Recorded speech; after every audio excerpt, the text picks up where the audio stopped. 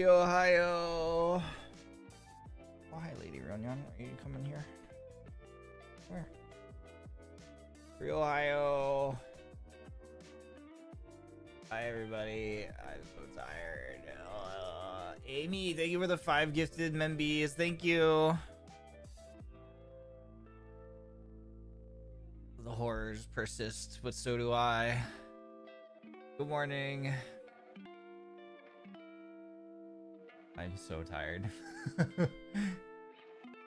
How is it that I can go from feeling really energized and awake and being like, yeah, I could just stay up all night and keep gaming, and then definitely just go straight into Real Mondays to being so tired, like falling asleep, that being the last thing that I remember feeling, and then waking up and being like, oh my god, I'm dying.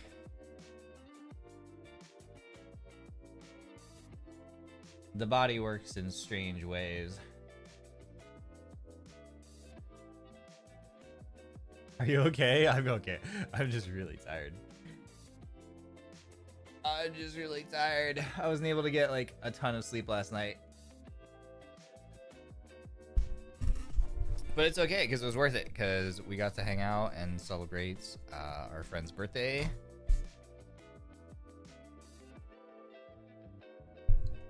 So I was always gonna be up late, no matter what, for that. At least 4 hours of sleep. Yeah, I got like 4 hours. I'm gonna go back to sleep after this. I will go back to sleep after this one. The collab was fun. Yeah, that was a lot of fun. New Phasmophobia map was cool. The lighthouse map was cool. But welcome everybody to episode 3 of Rio Mondays. Today's theme is Ask Me Anything. So this is your chance to get to know me a little bit better. Sorry that the stream is a little bit late. I was going through and saving all the screenshots from Marshmallow so that we can look at them. So thank you for submitting your questions. So we'll go through this. Quick recap for anybody who's here for the first time or watching or listening to this for the first time. This is Rio Mondays, where I spend about 2 hours going through and answering your questions taken from Marshmallow. And unlike my other types of streams that are very unstructured and go forever, this one I aim to keep to around the 2-hour-ish mark. Shout out to VodGang07, we salute you. So hopefully this one is at least a little bit easier for VodGang to catch up on and stuff and listen to. Congrats to Riona on her debut. Yeah, I went back and listened to it on the VOD, and oh my god, the voice changer is so crunchy. I don't know how to fix that though. I don't think there's really much to. I don't think there's a really good way to change that, to be honest. I don't know if it's a combination of my microphone settings or if it's just like how hard the thing has to try to work to manipulate my voice to sound like that. I don't know. It was so crunchy. Yeah. Oh, is your first time catching it? So you're excited? Oh, let's go. Hi, Ying. You're also able to catch on live. Yippee. Yeah. All right, I'm glad. So yeah, today, yeah, is Ask Me Anything Day, and there's like a fair amount of questions in here. So let's get started.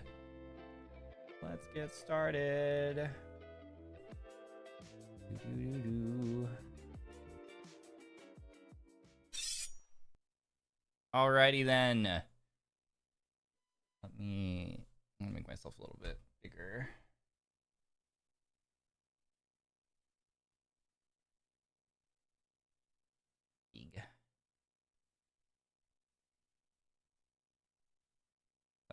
Like there, maybe. The first question. What does demure mean? You've been saying it a lot and I'm so confused. I'm not hip with the times. That's the beauty of it that I've learned, is you don't have to understand or be hip with it either, because I don't know what it means. The beauty of it is It's very demure to just say that everything is demure. It's universally applicable. You just chuck it in a sentence. I don't know. I don't know what it means. If I'm being, whenever you're just being very modest and very cutesy and very demure, you can say that that's very demure. Very mindful.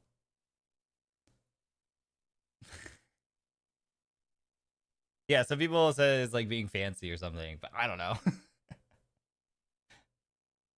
I think it's just like I I I I literally think that you can just use it in any scenario, because if it doesn't actually apply, it's just like, oh, you're just using it ironically, and that's still funny. Basically like modest or temperate. So you know the basic speak. Yeah. Yeah, so it has like, yeah, so yeah, everyone was saying it's like maybe modest or temperate, calm or whatever, mindful. But again, just use it in anything, even if it doesn't actually like apply, and it's like you're just using it ironically, and it's like funny. It just makes it funnier. Yeah, classy, modest, very mindful, very demure. Like being posh, yeah. Very Denauth, very Denauth.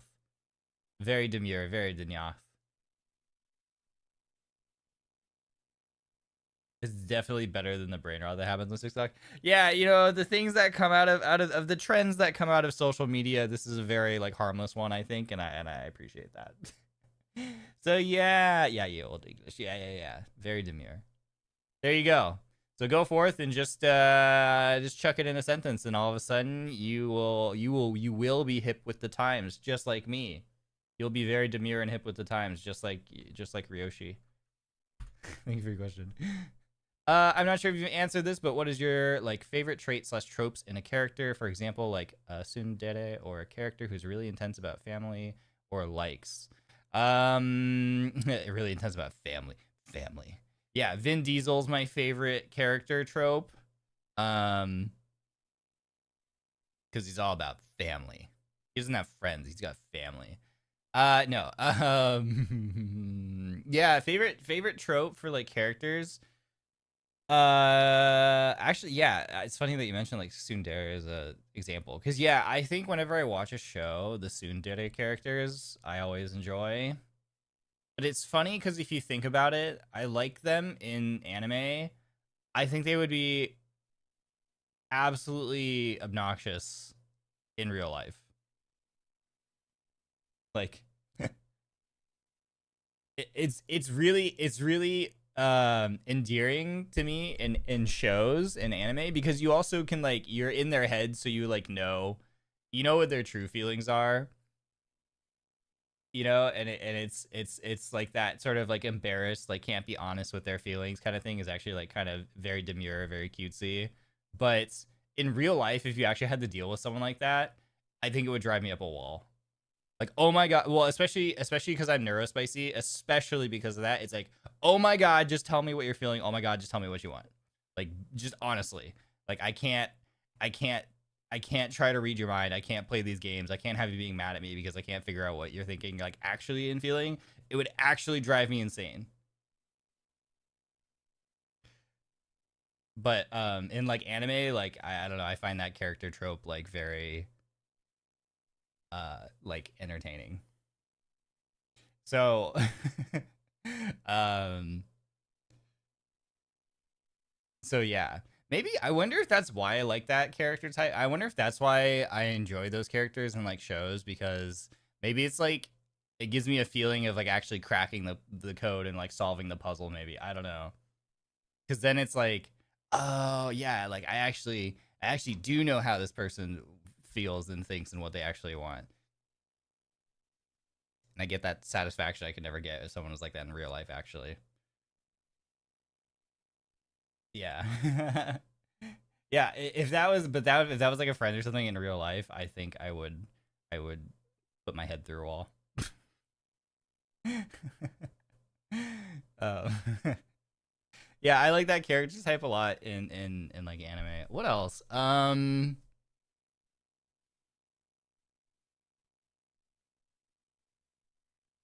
Any other traits or tropes? Let me think. Hmm.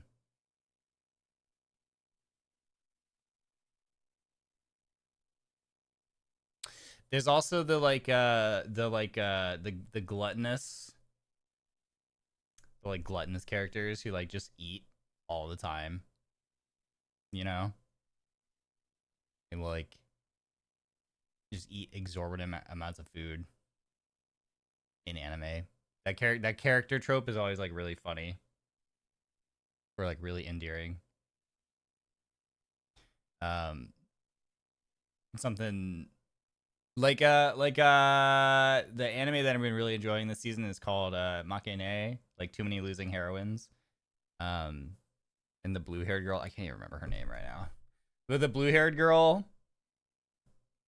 because like the whole premise, right, is that like the protagonist becomes friends with her because she just eats so much and like eats herself in the debt basically with him because she like always forgets her wallet or like doesn't have enough money, but she just like eats everything, which is a terrible premise, but like for a show it works and it's really funny. Um, and so like it keeps kind of being the crux of like, you know, kind of their friendship in like certain scenarios. It's just really good. So I like that one as well. I like that kind of I think that kind of like character type is really funny in shows. But yeah, also family. Vin Diesel. Requesting a car tier list ranking. I really just want to hear you yap about cars, TBH. Car tier list ranking. God, that's so hard. I like all cars. I also, it's really hard because, like, okay, serious answer. Tier list is tough because as a corpo, I don't want to get in trouble because, like, if I were to make a tier list, I'd have to be really careful about saying or it being interpreted as like this car or this car make or this car model is better than this car maker model. You know, I have to be more impartial than that given my standing. But it's also true because I also do just enjoy like I do like love and appreciate like all different types of vehicles. But I really am a huge fan but like I am a huge fan of like Japanese like auto manufacturers like Hondas and Toyotas and Mazdas and Mitsubishis and Nissans and like the list goes on. I've had really good experiences with like all of those cars. Um, I like the styling. I like the history. So many of them are so iconic for car enthusiasts as well. They're just so iconic and like special and important to us. And then lately, as my like my tastes have continued to evolve, and I'm like a lot more interested in like cars from like the European manufacturing side now. You know, it's like I've been getting into like learning more about like Porsches and Ferraris, and all the other ones too. I would love the newer Supra, the newer A90 Supra, which is just like, you know, the Toyota and the BMW collab. Some people really don't love that car, right? Is like a collaboration thing. They're just like, I just want it to be pure Toyota, but like I'm like, that'd be cool. Then I get both. Then I can get a car from like one of my favorite manufacturers and get to also experience some like BMW like technology for the first time. That's a win-win to me.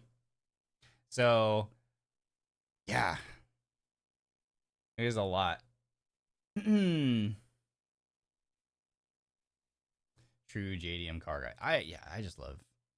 I haven't actually owned a Nissan yet. So I think it's like a Nissan would be cool in my future as well. Nissan would be cool as well. Porsche pronounced as Porsche, not porch. I don't say porch. I pronounce it Porsche. I don't actually know what the correct term is. I think it's Porsche, right? Pretty sure it's Porsche. My family's ancient Toyota still works well after 30 years. They're unreal. Yeah. They're like a lot of the stuff that comes out of Japan car-wise is just like so reliable. It's crazy. I really want a 4Runner. I want a Toyota 4Runner at some point. I want a Toyota 4Runner. I want an older one or a newer one, but I really like the older ones. Pronounced Porsche correctly. Oh, is it? So is it the correct? Yay! Yay! Or like Subaru's Toyota sign. Yeah, dude, the whole like, remember when there was Scion? When Toyota had the Scion division?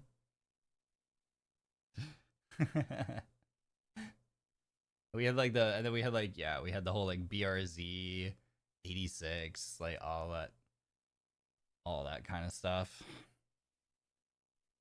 I think people still get confused by that, to be honest with you, which is really funny. But yeah. Yeah, I don't think I've ever like put an actual tier list together in my head even. But there's just too many cars. There's too many cars. There's just too many. There's too many. I miss my 2nd gen Eclipse. I miss that. If I could ever find another 2nd gen in good condition, I would love to have one of those in my collection again. However, they're really hard to find in good condition. Those are incredibly hard to find in good condition anymore. I really want to own an S chassis, a Nissan S chassis at some point. Really partial, especially to like, you know, just like the S13.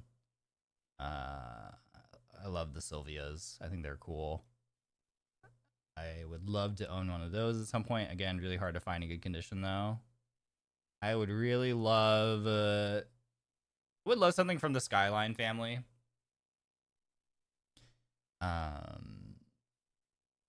Literally any of them, honestly, but more so leaning heavily towards the R33, I'm pretty sure. And then if I'm just thinking about things that I would love to own, if I think about what I want to buy next, it's those ones. Mark IV or Mark V Supra would be on that list as well. FB,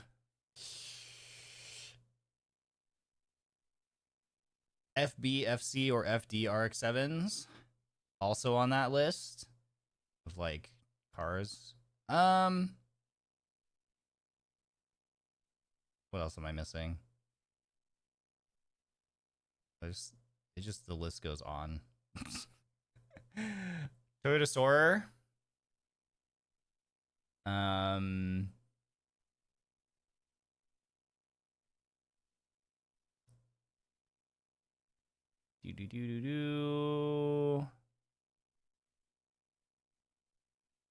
think that's mostly it for like the Japanese cars right now that I'm interested in.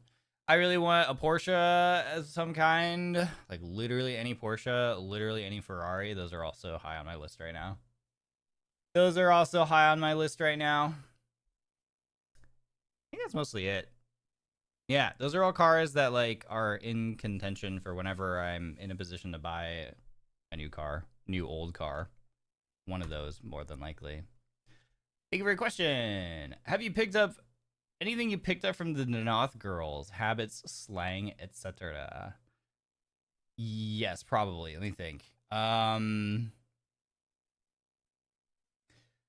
Yeah, like Clara always says, you know, calls people like sir or lady. And so like I catch myself a lot of the time before like especially whenever I always call in my head. I sometimes I say it too when we're just like talking, like in Discord hanging out. Uh, I'll say Lady Twisty. Like and sometimes when I think about other people, I think about in terms of like I might like I catch myself, but I almost call people like lady or sir, like whatever. Especially if I'm hanging out with Clara or with them. Like if we're with someone else and I'm talking with them, and like I've been talking with like Clara in particular, like there's a really good chance that like I might actually like say that. I just realized I tweeted Sir Ryoma at you at some point too. Yeah. So like that one I've definitely picked up from Clara. Like I often will either say it out loud when we're talking to each other, or like at the very least it crosses my mind is I think Twisty in my mind is Lady Twisty, like in my head. So yeah, I picked that one up. And then from Twisty, I like when we're talking as well. I picked up like the hi. So desu ka. I'm pretty sure I've said that I'm pretty sure I've said that sometimes in our meetings, especially with our manager. I'm pretty sure. Hi.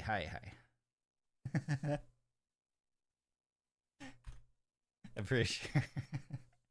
So yeah, I've definitely picked up some of those things from the two of them. Did I do it in the Phasma collab? I'm not surprised if I did. Yeah. Thank you for your question. Hello RB. Hope your day is going well. Here's my question. What's your biggest fear in life in general?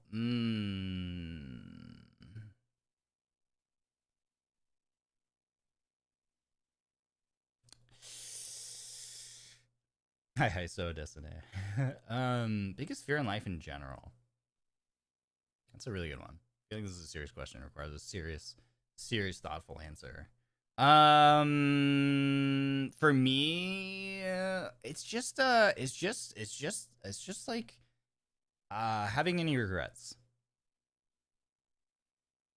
I want to make sure that I don't have like any regrets when it comes to be my time, you know, to move on from like this life on Earth. Yeah, I want to live my life in such a way that like I get to look back on it and be like, yeah, okay, cool, I had fun, you know. I was kind to people. I led a good life. Like, I feel fulfilled. I had fun.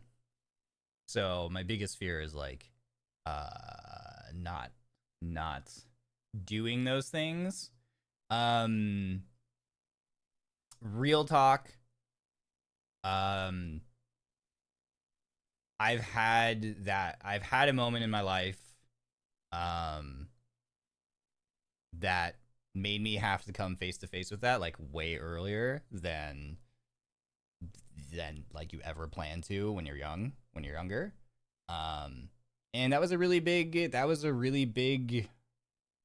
like turning point in my life, and a really big like lesson that I learned,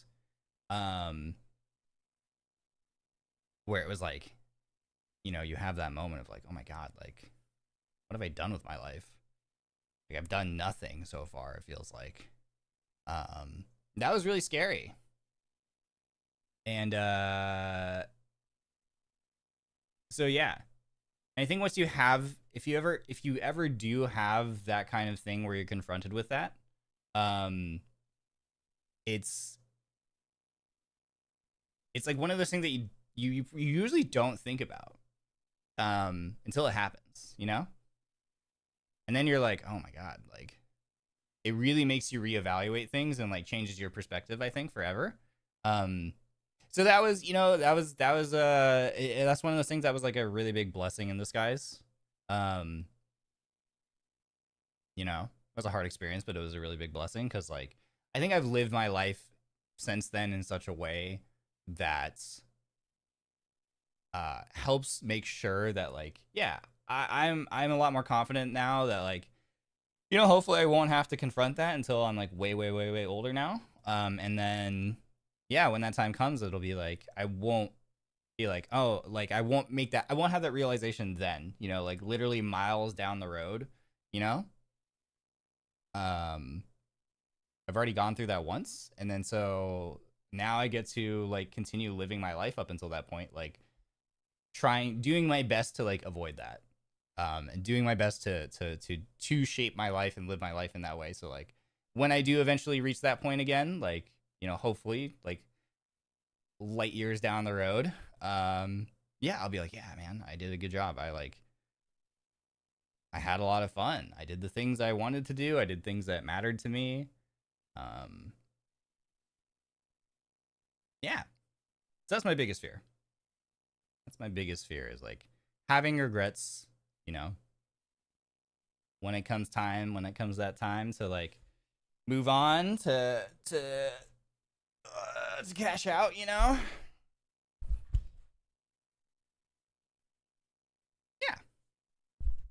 That's my serious question. Thank you for your answer. Yeah, live your life, no regrets, no regrets, not even a single letter. I'll be able to say like, yeah, I was kind to people. I did fulfilling things. I had cool and unique experiences, and I like absolutely will be able to say that because like this is like one of those things. Like just being here is like, this is definitely a huge accomplishment in that regard as well. Because like, getting to be here and doing what I'm doing as part of like NIJISANJI and stuff. It's like this is super unique. I'm having this is like a life experience that like I know that like so few people alive will ever get to like personally experience, and I'm getting to live like this experience. This is something incredibly unique. It's an incredible privilege to not just to do this, but to also like have the opportunity to like reach so many people and like be a part of so many other lives and stuff, and just feel connected to like in the world.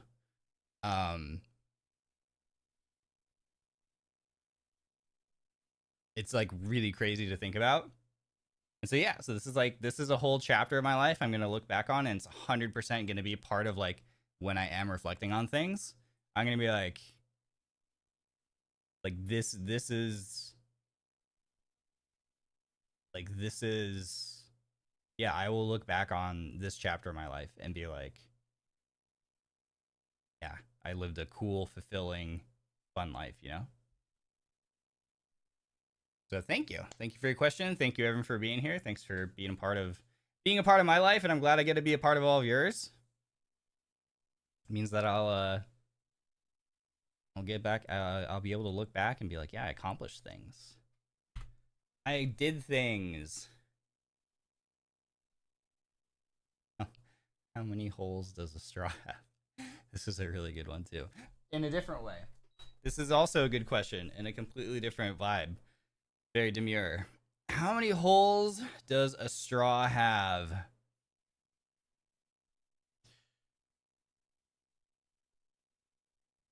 That was a very nice answer. I'm glad. Yeah. And then we go into this one, which is also a really good question. Okay. What's funny is I've thought about this one, and then I don't remember what my answer was before then. I think I literally asked this in a collab, and now I don't remember what I said then. So maybe if someone can find that, my answer will be different now, or maybe it'll be the same. Let me logic this out really fast, okay?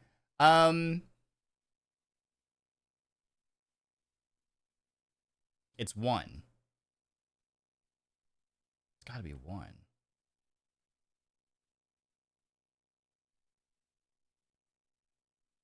It's one. How are people saying 4? 69, nice. It's 1, right? It's got to be 1. Because if you picture a hole, right? Okay, so like a straw. If you think about a straw, what's the average length of a straw? I don't even know. How long is a straw? Like 8 inches or something? I don't know, like 8 inches or whatever. I have no idea what the average length of a straw is. But if you think of a straw, some people might say, oh, it's 2. I think it's 1. Because I think the question truly is it 1 or 2 holes, right? I think it's just 1. Because if you took that straw, you took that like whatever 8-inch straw or whatever, and then you shortened it to literally being like razor thin to the point that it was imperceptibly thin, that literally just looked like a circle, like a ring, would you still say it's 2 holes? Right? Because it would be literally so thin. I think your perception of it would be like, oh, this is just 1 hole at that point. I think the idea that it's 2 comes from like when it's longer, you're like, I have an opening here and an opening here. But if you actually like just shortened it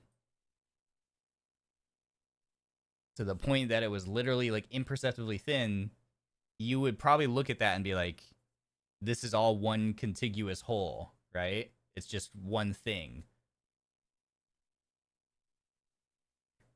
But I think it's just 1. That's my answer. 0 if it's a sheet of plastic metal wrapped around itself, but wood straws would have a hole drilled through. Yeah, but the question is, the question is relating to like a straw, right?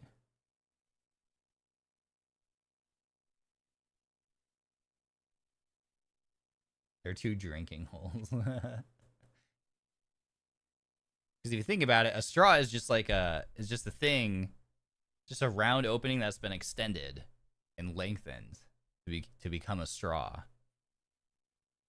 I don't know, man. That one's hard.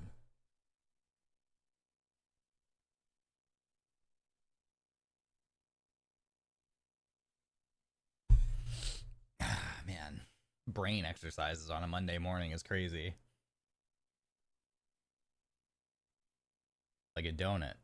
Yeah, like if you had a donut, if you gave someone a donut, you'd be like, how many holes does this donut have? They'd probably tell you 1. But then if you took that donut and you stretched it to make it really long, you know, that's a straw. That's a donut straw at that point, but it's a straw. And you'd be like, well, you said it only had 1 when it was like thin, but now that I've stretched it and elongated it, does it suddenly has your answer changed to 2? Are you a hypocrite? Is that what you're telling me? Are you telling me you're a hypocrite and you're changing your answer to 2 when all I did was straight lengthen it? No, it still has 1. Or are you a hypocrite and I can't trust anything that you say? Are you a fickle human? And you just flip-flop all over the place, you know? You say one thing, but then you turn around and you say the other. Like, huh? Is that what you're telling me? No. I think it's just 1. 1 hole. 1 hole is the answer. 1 true hole. Thank you for your question. Only 2 questions. What is your favorite food and where did you last eat it? If you remember, of course. If you could time travel, when and where would you go? Bold of you to assume that I remember anything. I can't remember what I have for breakfast most of the time. I really, really, really enjoy like katsudon. You know, with the rice, and then you have the like dashi like sauce, and then the like eggs and the onions and the like cutlets. I didn't have that in Japan, but we did go to a katsu place, and I'm pretty sure they actually probably had it there, and I just didn't know how to order it, or I didn't understand that it was on the menu. So what I did get was just a plate of rice with the katsu, like the breaded cutlet on the rice with like a side of like cabbage, like shredded, like they had like shredded cabbage. That was actually, I think, the first meal that we went out for on like day, like we flew in. Well, no, the first meal was we flew in, we went to a family restaurant down the street with staff. But then the first meal as just Denauth on our own was like, we went out the next day and just like wandered around the area and trying to figure out where to find like somewhere to eat. We just literally just walked around and just had our phones out. We're trying to pick something, and we found that place, and that was so good. Even without it being like, you know, with it without having the you know, the egg and the sauce and the onions and everything that I really would love, like that just like makes it even better. It was still so good because it was just miles better than anything I can get here, like stateside. Like it was just, God, it was so good. And then if I could time travel, when and where would you go?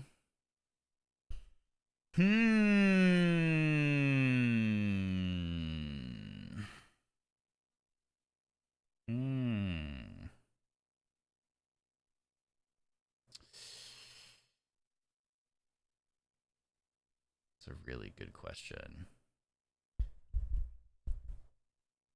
I feel like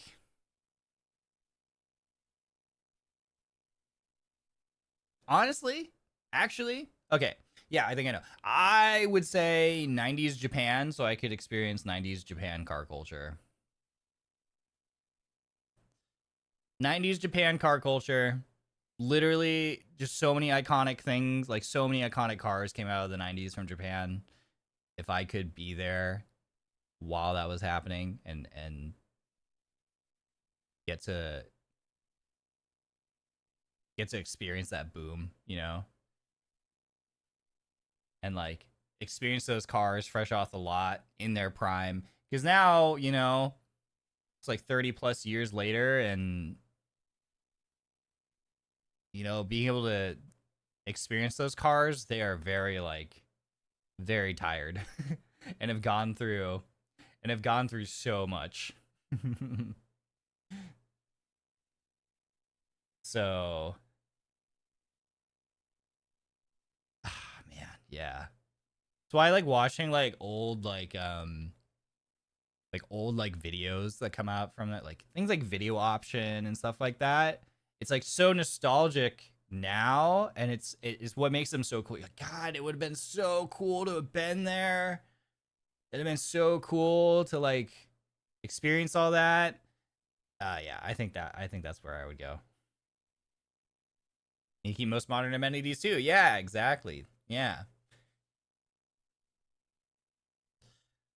Also, it's just simpler times, you know? Simpler times in life. In the 90s, they're dirt cheap. Yeah, you know, they weren't crazy expensive. They didn't have the whole like, they didn't have the car enthusiast tax that we have on them now, you know, and everything. And also style in the 90s was just cooler. You know, lots of stuff in the 90s was dope. So yeah, I would do that again. That would be cool. That's my answer. Yeah, I would go back. When capitalism, yeah. Do you have a favorite 90s car? So many, because the style, the design language of that time was like my favorite too. I think the 90s was like the era for car design language, because like you're coming out of the 80s. 80s, you know, there's something that I have been getting more into 80s styling lately. I like the 80s styling of like things were a little bit boxier and more angular, right? But there's something about like the 90s design language that where things like started to smooth out, that's just so freaking sexy, you know? Like they just nailed it. They just nailed it like in the 90s. I'm starting to appreciate, yeah, they're just wedgy. Yeah, like 80s is wedge, and I'm starting to appreciate that more, you know? But man, dude, the 90s when things just like kind of smoothed out, and things started getting like, you know, they had like the curves, you know, it's like, dude, 90s style. It's just so good. So good. If I can time travel, I'll bring a lot of spoon and sell it to the royal family. That's so smart. But yeah, that would be my Yeah, that'd be cool. I would want to get. What the frick is this? Why is it like this? Hello? Um, hey Ryoma, if one of us bumped into you IRL or into you and recognized you by chance IRL, how would you respond to this situation? Oh God, I don't know. I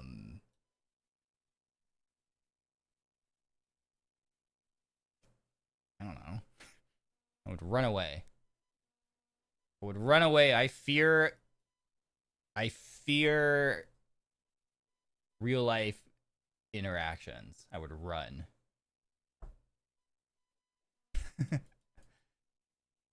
I'd be like, no, that's not me. No, you. And then I would turn and run away. Also, which one would you keep for the rest of your life? Oh, a car question. Also, which one would you keep for the rest of your life? 360 Spider with manual conversion or R8 4.2 Coupe with gate manual and exhaust? 360 Spider. I'd be a little bit bummed that it was the Spider edition because, you know, hard tops. I've owned a Spider. Like, my second gen Eclipse was a Spider. I don't love convertibles as much. Hardtop supremacy. But yeah, I mean, R8s are cool too, but there's something about the 360. I think the 360 is perfection. 360s are beautiful. They are insanely beautiful. And also, I like the idea of the 360 because it's sort of like one of the more accessible Ferraris. It's not crazy expensive. So it's like, I think it's like a driver's Ferrari, in my opinion. Like the 360, I mean, it's still expensive, right? They run for like around 100 grand. But like for Ferrari, that's like that's like cheap for a Ferrari. So it's one of those things where it's like, I would also be able to drive it and not feel like, I would not feel guilty about driving it like all the time.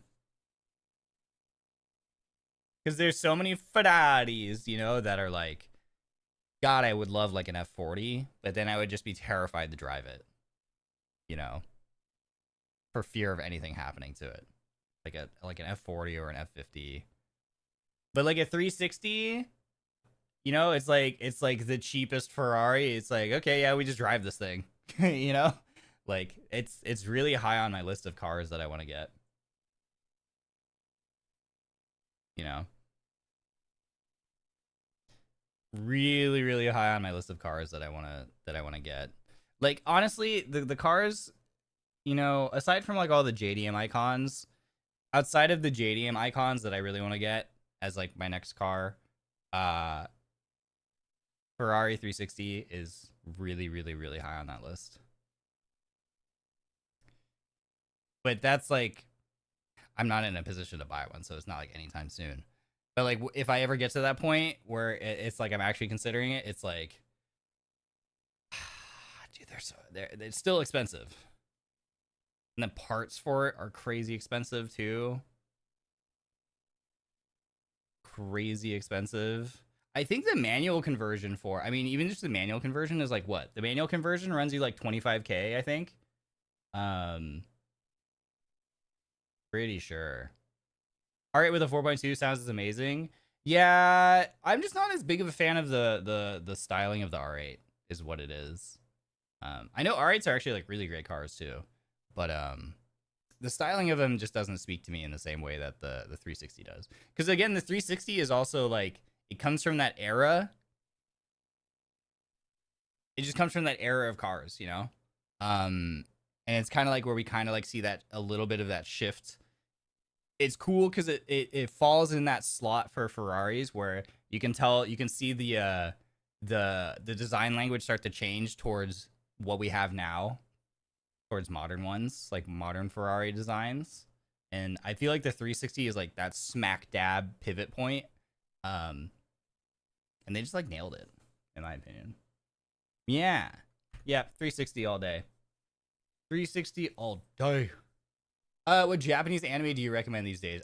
From this season, Makine, Too Many Losing Heroines. I just watched the newest episode like last night. While I was eating my snack after the collab before I went to bed. I watched the newest episode. Freaking hilarious. That show is really good. I am enjoying that one a lot.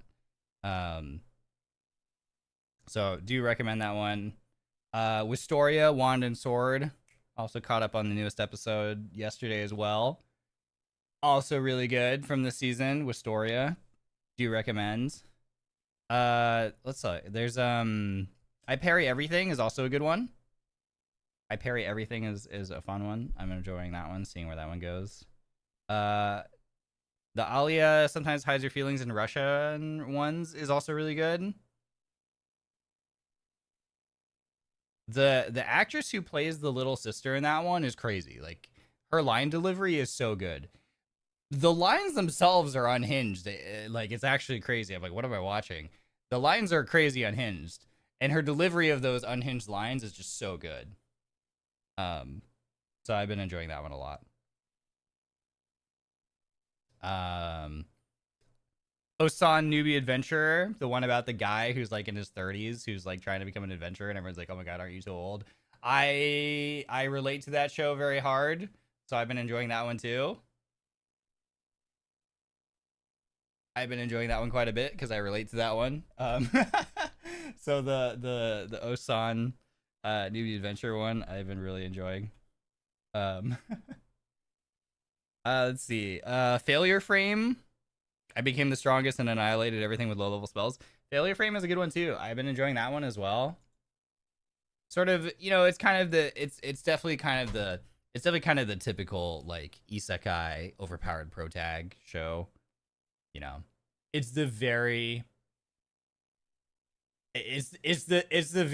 like cliche isekai OP protag, but it's like angsty, you know. It's got like the angst at least. So it's like the revenge arc angsty one, and I don't know. I like that. I've been enjoying it so far. The Oji-san is the 40-year-old uncle one. Well, are you thinking of the one that's on Netflix? Because there's the I forgot what it's called. Netflix has the one that that show is really funny. If I'm thinking of the one that you're thinking of, where it's like there's the uncle. I think he might be 40. I don't remember what it's called. But yeah, there is a show where the uncle is like in a coma, and then while he's in that coma, he was like isekai basically, and he was in a fantasy world and like learned a bunch of magic and stuff. But then he comes back to like the quote unquote real world, and then his nephew like takes him in. And then, God, this show is so funny. I forgot the name of it, but I do recommend it. So yeah, so basically, Uncle, I think he gets hit by a car or something. I forgot, but he's in a coma. And during the time that he was in the coma in the hospital, he was in another world, learning magic, you know, like fighting dragons and stuff. And then he comes back, and I think it's like, I can't remember exactly how it goes, but I think it basically goes along the lines of like his nephew is like, probably gets a call, and they're like, hey, your uncle has woken up. And I think he's like probably the only family member, so he like takes the uncle in. But if I remember correctly, the nephew is already just like struggling enough. Isekai Oji-san, yeah, that's probably what it is. And then so like he doesn't believe his uncle. His uncle's like, listen, I was living this whole entire time. I was in a fantasy. I was in another world, you know, in another universe with magic. And he's like, haha, you're so silly. That's so crazy. And then he shows him, and he actually can do magic still. So then they're like, the scheme that they cook up to make money is they become YouTubers and like make videos showing off his magic. And of course, everyone watching is like, oh my god, these special effects are incredible. Like, you guys are so good at these special effects.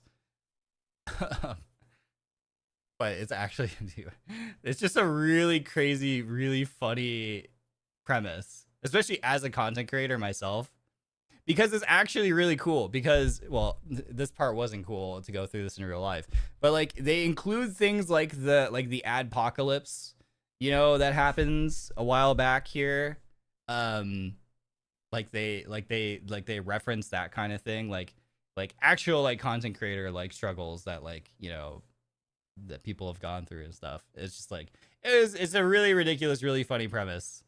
But as a content creator, as a YouTuber myself, it's really funny watching a show about people become YouTubers. You know what I mean? Watching an anime about that. So that's another good one. Yeah, they did their research, and like I was like, oh my god, they're like actually referencing this thing that did happen and was like actually like a really significant. There was a really significant moment in like content creator history, for sure, because like it impacted the bottom line for a lot of YouTubers. So it was just interesting. So do recommend that one. Yeah, Isekai Oji-san is really funny. Actually, I think the English title is like Uncle from Another World. I think that might be the title in English. Pretty sure. So yes, I do recommend that one too. Hola Ryoshi, what was the worst fashion accident you've ever had? Fashion accident? I don't think I've had like an accident per se.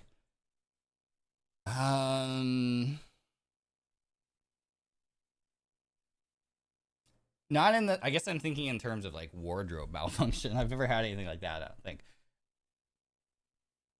Now, fashion mistakes. Yeah, if I think back on like my fashion back when I was younger.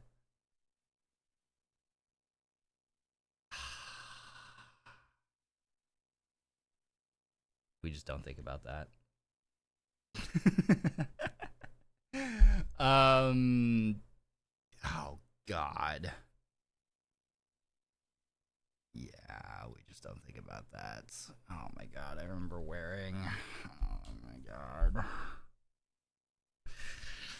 I remember in college at one point, the outfits I was really proud of was like, it was like a 3/4 zip. It's like a 3/4 zip, like, you know, pullover sweater. And then I had this like black and white, like plaid scarf. And I would have that, you know, the scarf wrapped around my neck, and then like the excess was like tucked into like the unzipped 3/4 zip sweater. And then I had a beanie. It was like a white beanie, but it was like a brimmed beanie. You know what I mean? Like it had the like sort of cap, like almost small baseball cap lip to it. I wore that. And what was I wearing then? I was really into brown corduroys. I think brown corduroys are still badass. I actually wish I don't have a pair of brown corduroys. I've been really looking for a pair of brown corduroy pants recently that are like come in looser fit, because they all come in like slim fit, and I don't want slim fit. I just don't wear slim fit pants anymore. But it would have been brown corduroy pants almost assuredly. Yeah, and that whole ensemble, and I was really proud of that. I thought I looked really hot. That was not very demure of me.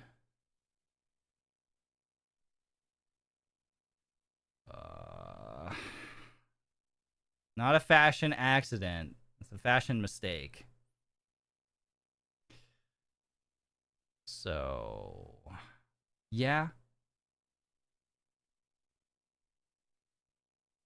Yeah. That was college. I remember in high school, I had a shirt that I also thought was like my favorite shirt, that I thought was the coolest one. And to be fair, I got lots of compliments on it back then.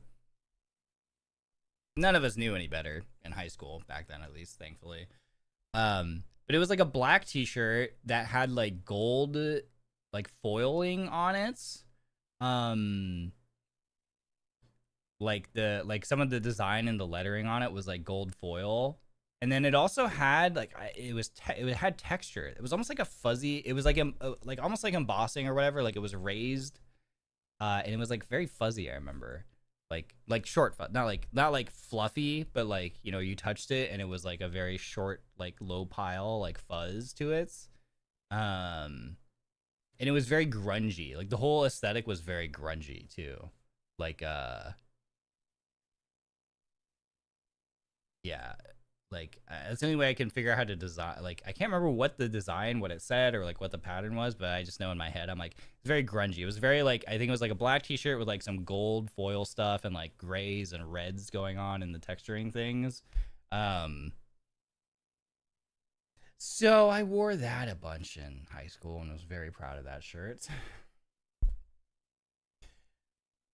So yeah. Listen, for yeah, exactly. As another old person, he probably looked fine for them. Yeah, you know, I really do think that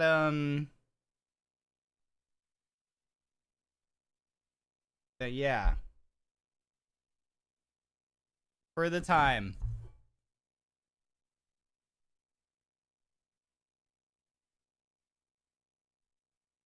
I do think that for the time, it was very cool. And then there was an era, there was a point as an adult, like after this, like post college, where I was wearing, I was really into colors. So I had this pair of like joggers that I was really proud of. That just had like galaxy, like I got into like galaxy print stuff for a little bit. Oh my god, I also have a galaxy, like I had these joggers. I don't like joggers. I don't wear joggers anymore because the whole like skinny pant thing into like, you know, the very tapered cuffed leg thing. I don't do joggers these days, but like I had a pair of it was black joggers with like a very galaxy prints sort of gradient, like, you know, like the top near the waistline was black, but then as you went further down, it like transitioned into like the galaxy print, you know?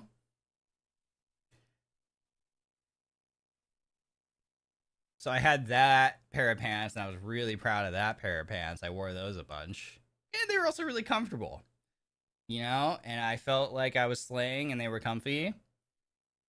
I didn't understand anything about silhouettes then, so like, God, I just cringe to think about like, I can't do like the tapered pant thing.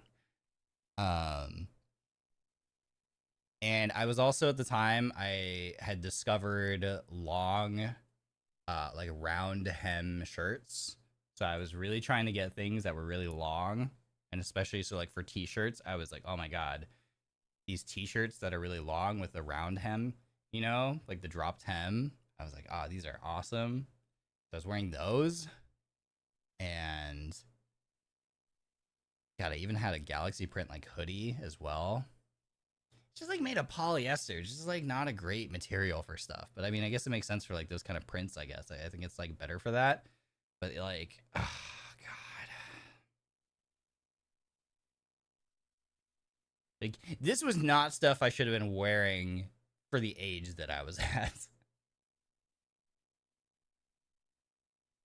But I thought it was really cool. I thought I was like being very, you know, it was very like, I don't even know what I was thinking.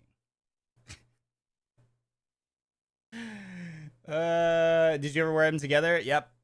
Yeah, I wore the whole ensemble for sure. With the dropped hem t-shirt, long dropped hem t-shirt, round hem t-shirt as well.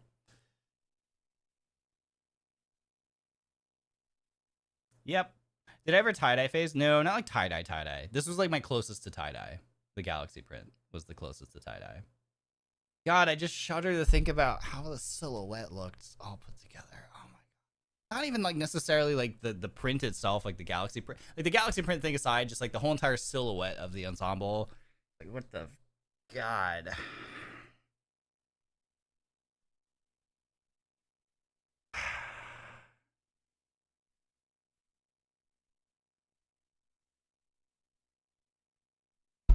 Thank you for your question.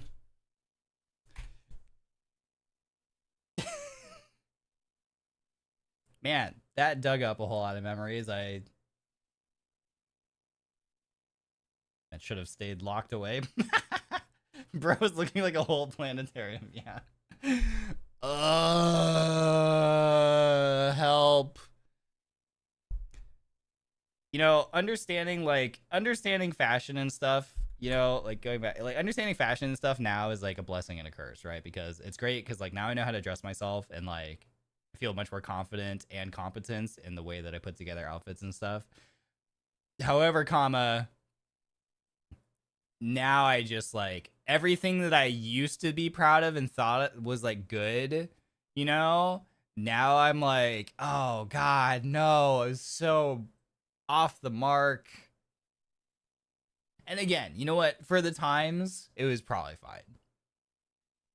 For the times, you know, totally fine. And I don't think anybody around me really knew any better either. So no one like cared. It's like one of those things where it's like, no one truly cares. Even now, I recognize that like when I like put together outfits the way I want to put together outfits when I go out, I recognize that like I'm just doing it for my own satisfaction and like no one in public cares. Like when I went to the grocery store the other day, for example, like nobody there cares or knows or any better, you know, you know, they're not gonna even remember it. So it's not at all. It doesn't matter in the grand scheme of things. So it didn't matter back then either.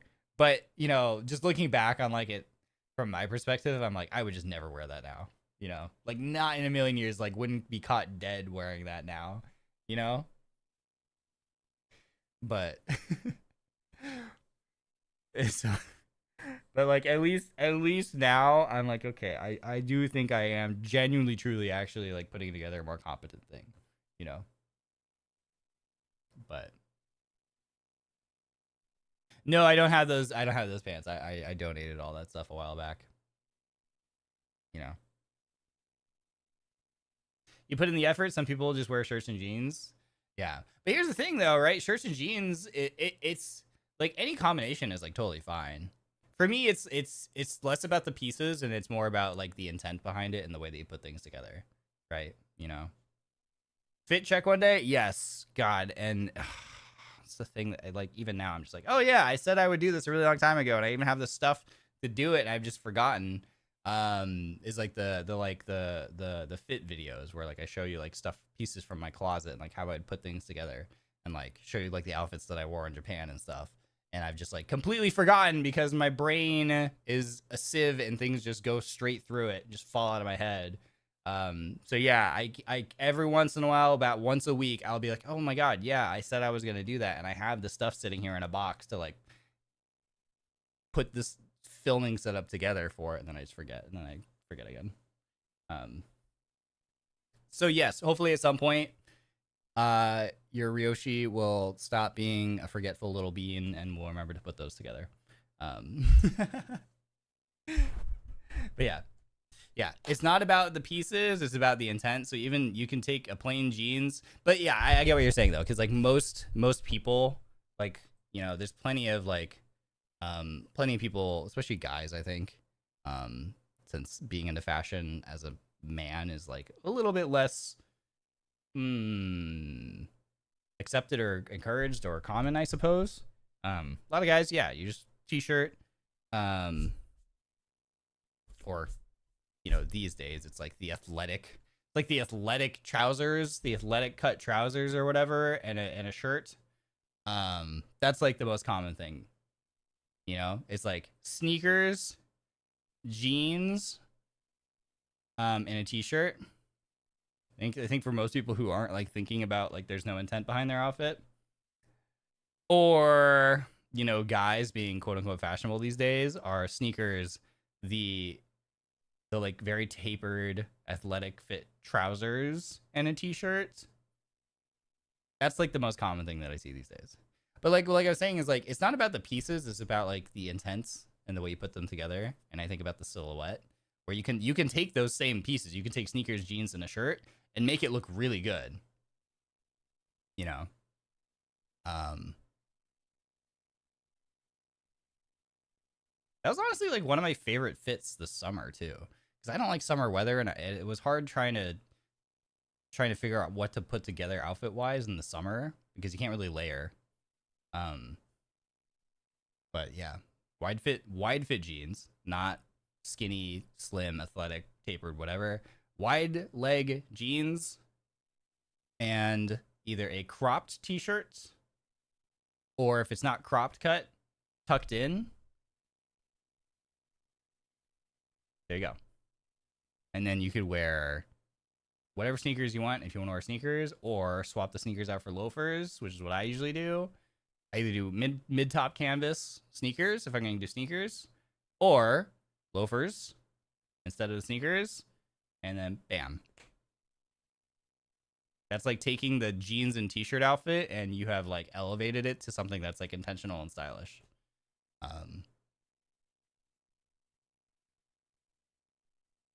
And then, you know, you want to take it a little bit further, belt, bag, cap. There you go. Easy. You've got an outfit. Right? That takes the very basic jeans and t-shirt from like whatever to like, then you have a fit, you know what I mean? What is fashion? Is it edible? If only. If only. Yeah. It's not about the pieces. It's also not about the money. You gotta remember that money doesn't buy fashion. Money doesn't buy style. It's more impressive to take really inexpensive pieces and put them together into like an actual like cohesive fit than it is to just like spend a bunch of money on like a designer brand name thing and wear that, because that's not. God, so many people these days are like hooked on. People are so obsessed over how much did your thing cost. Is that like, are you wearing this brand? Did you spend a bunch on for the name brand? It's like, nah, it doesn't matter. Like, dude, like money doesn't buy you style. I'm more impressed if you can take. It's more impressive if you can take something, especially anything that's really inexpensive or used or whatever, and like dress it like correctly than someone who just spent a ton of money and grabbed something and then just threw it on. It's like, oh, I'm stylish now. It's like, no, you're wearing something that maybe arguably is comes from a stylish brand, but that doesn't buy, you don't buy style. You know what I mean? Anyway, there you go. Thank you for your question. I like yeah, like literally my favorite pair of loafers right now is the secondhand. Like it's like really old pair of was it GH Bass? I can't remember which brand it is. I think it was GH Bass. My favorite pair of loafers right now are old secondhand ones that I got off eBay. They're probably from the 90s, honestly. I don't even remember. Maybe even before then. I don't know. They're super vintage. And I really mostly bought them to just check the sizing of GH Bass so that when I order, because I want to get a pair of like two-tone Weejuns from them, like brown and white loafers. And I'm like, because, you know, different brands have different sizing. I'm like, yeah, this will kind of maybe help me figure out like what size from this brand works for me. So I mostly just bought them for that because they were like $20, like used. They're super worn, but they're like this burgundy color. They're really dirty still too. I haven't even like cleaned them. Like they were cleaned from the seller as best they could, but like they could do with a better clean. But like, oh my god, dude, they're just so good. They go with everything. Like the dark burgundy color, they're just these kilty tassel loafers. I just freaking love them. I wear them all the time. Wear them all the time. Thank you for your question. Fashion stuff is so fun. I like fashion stuff. How does one banter? Asking for a friend, definitely. Wink, wink. I totally know how to banter, but like tips and tricks. Oh, even I don't know. Hello, it is I, socially awkward introvert. I know it probably seems like I'm okay at banter because, you know, here we sit and we yap. But if you're talking about like actually like, it's different when there's something to be said about. It's different when you're addressing like a larger group. That's more comfortable. I think that can be a hallmark of like of an introvert, is like you're more comfortable speaking in front of a group or to a group. But if we're talking about banter, like interpersonal one-on-one, oh my god, I'm going to spontaneously combust, right? That's way harder. Way harder. I struggle in trying to banter and like talk to people like in DMs, you know, and stuff behind the scenes. It's just so uncomfortable. So what I will say that I've, you know, as I continue to get better at it and learn is if you're stuck in that scenario, right? Or you're like, oh my God, this is so uncomfortable. What do I do? Ask people questions about themselves.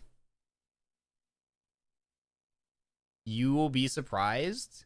People love to talk about themselves, typically. Not everybody, obviously. This is a generalization, but like it can be helpful if you can identify like okay, how do I say? Like don't hit them with like the 20 questions job interview format or whatever, right? Like that's uncomfortable. You know, where you're just like, okay, like you know, it just feels very rigid. But if you can identify something that like if you can identify like something that they are passionate about or probably want to talk about, yeah, I was just gonna say like their hobby or hobbies typically is a really great thing. So anything that they're interested in hobby wise, could be something like anime, it could be something like games, it could be something like art, it could be something like clothes, it could be something like cars, whatever. I mean, it's how you guys get like a bunch of yapping out of me. Like you were asking me questions about things that I'm interested about, and then boom, I just go off, right? So ask people about their and it's especially going to be true if they have a hobby that they might feel is a little bit more niche, you know. But you know, in it being niche, it's very important to them, and they probably don't get to talk about it a lot or get to tell people about why it's so cool or why it's so interesting to them.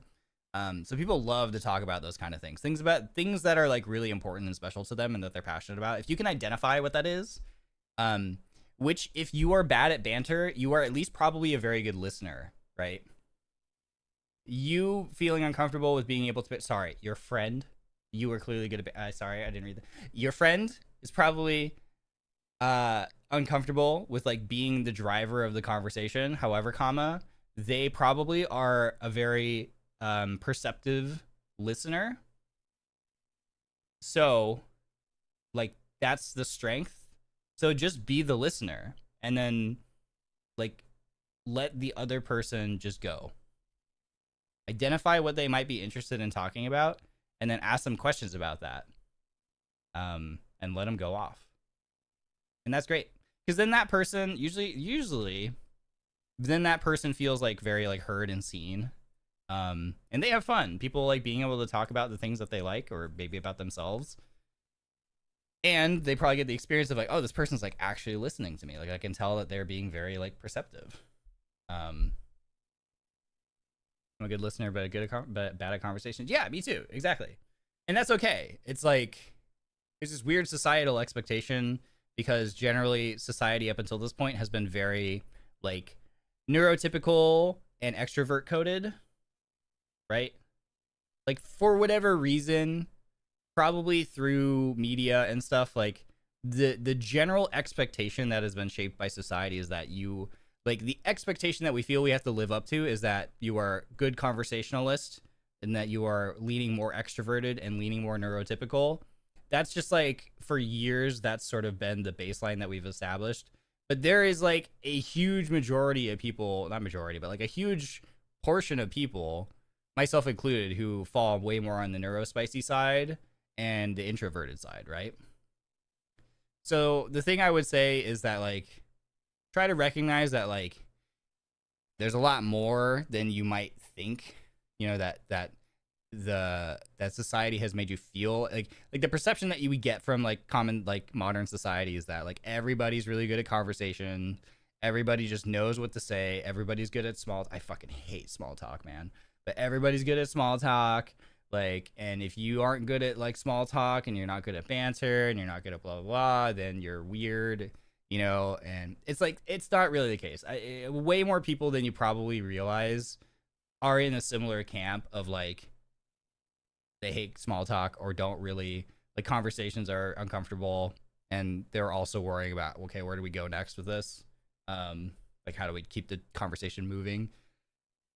I think there's a lot more people than we're led to believe that are actually more on that side of things, you know? So don't stress about it too much, I would say. It's really nice when you find people who are just like down to like you know, that are just down to like not try to force both of yourselves through that painful process of trying to do that. You know? It's really nice when you can actually just be like not, you know, when you find those people that you can hang out with and it isn't like you're not constantly thinking like, okay, we got to move the conversation. Like constantly we got to be talking about something. You got to keep moving the conversation somewhere, you know? Because then that's also just not like a genuine conversation, right? That's not like a super genuine interaction. You know, you and or also them are just like trying to move things for the sake of like talking. It's just like, what's the point? You know, all you're gonna do is you're both gonna feel exhausted and embarrassed, and it's just silly. So that's why like the kind of friendships that are really great are like if you're an introverted person is when you have someone else who like is also very similar and you can just like appreciate just doing an activity together. That's the other thing is like just find an activity together if the situation allows for it that you can just do, because then you don't have to worry about like banter. You're just doing it, and banter will come more naturally as a result, right? But trying to drive the conversation forward is no longer the focus. The focus is doing this like activity, right? I think for me that's why gaming is such a big part of my life as someone who's like introverted and neurospicy and stuff. It's like, okay, with gaming, this lets me feel like I get close to people and allows me to be social and make new friends without having to do that whole song and dance of trying to like be a good conversationalist and be good at making small talk and know what questions to ask people and blah blah blah. It's like, hey, you want to play video games together? That's usually how a lot of like first interactions go for me. It's like I make like people approach me or I approach people because we have a shared common interest in games or a specific game title, and then it's like, hey, let's play this together sometime. And then you jump into the game. Like usually the first hangout session, like there's a little bit of that awkward like sort of like early small talk back and forth conversation just to break the ice, but then it's usually like, okay, let's get to the games, and then we hang out, and then it's a vibe check. You know, the gaming part is like the real vibe check, I think, because that's when the banter does kind of start to flow for me, at least. Yeah, how it goes usually in my that's sort of like the process that like works for me, you know. So that's what I would recommend. That's my suggestion is yeah, don't worry too much. Ask people questions about themselves, and then it's hard to go wrong asking someone about their hobbies. So you can just ask them like, you know, what's something that you're passionate about? What's like one of your favorite hobbies? And then they'll tell you something, and it might be something really common that like you also share a commonality with. Like they might say anime, they might say video games or whatever, and then you're like, great, cool. Like what kind of games are you into? And that's like a very easy, straightforward thing. Or they're going to give you something if they're maybe a little more open, they might, or they might have like a more unique answer that you weren't expecting. It's something very niche or something you don't know about. If it's something you don't know about, you're like, I have no idea what that is. Like, please tell me more about that. And they'll be like, okay, great. Let me tell you about this thing. You know? So yeah, there you go. Thank you for your question. Hopefully that's helpful. I know you, I know said to ask you anything for this segment, but I'm also very curious about what the role of fan interaction was in shaping your content. Fan interaction in shaping my content. I think I talked about this during the last episode for the content creator stuff, but my approach to things is some of it is just me doing whatever I want to do, because that's, for me, that's helpful in terms of like, you know, being sustainable, you know. like the last two Apex streams, for example, like a combined like 20 hours worth of like just Apex gameplay. You know, there will be stuff like that, because for me, that's just like, that's fun for me. And it's like whatever helps me like go live, you know, and just do things. So I make sure to always have that and to always retain that, you know, even if by all like the things that I hear as a content creator in the space is that like, oh, like, you know, Apex isn't as popular, or Apex is hard to grow with, or you know, Apex is not a great piece of thing to stream just because whatever, right? It's hard to grow. It's hard to interact with people, with fans over it, or it's hard to grow, or I don't know. It's like, okay, sure, even if that's objectively true, like it's still the thing that like I'm able to jump on and play for 12 hours straight and have a lot of fun. So I'm gonna keep doing that. Even if it's like objectively, arguably not the best piece of content to try to bother even like making. I'm always just gonna do whatever I want that I have fun with, because that's what's important for me. Is like part of like being able to treat content creation as a job is like it's got to be fun for me. So I always have those kind of things where I'm just picking whatever I want to do in the moments, and then the other half, or other whatever, I don't even want to say half because I think it's kind of a moving target. Will just be like whatever I think that all of you will be interested in based off fan interaction, like you know, things that I can tell that, or I think that you all would also enjoy.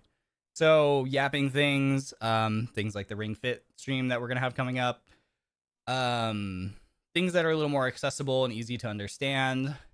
Phasmophobia is a great example. Phasmophobia is very easy to understand.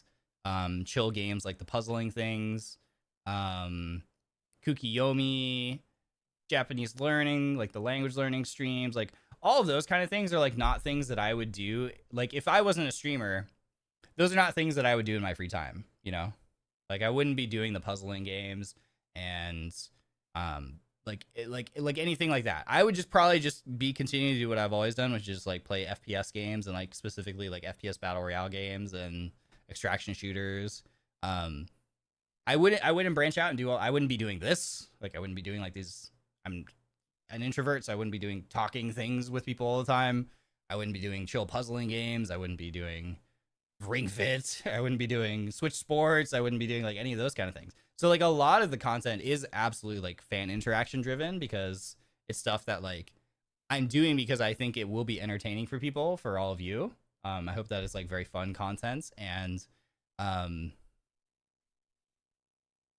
always trying to hopefully bring in even just like one new fan from a stream from somewhere, where like they can come in and maybe it's this thing that they're interested in, and it helps bring them into our community. We capture them and we bring them into the reunions, and then they're trapped here and they can't escape. Something like that, you know. Like I'm hoping that I'm able to like reach new fans and reach different demographics and different audiences, and like help grow my channel, help grow the NIJISANJI fandom, by trying a bunch of different things that I think people might find interesting and whatever.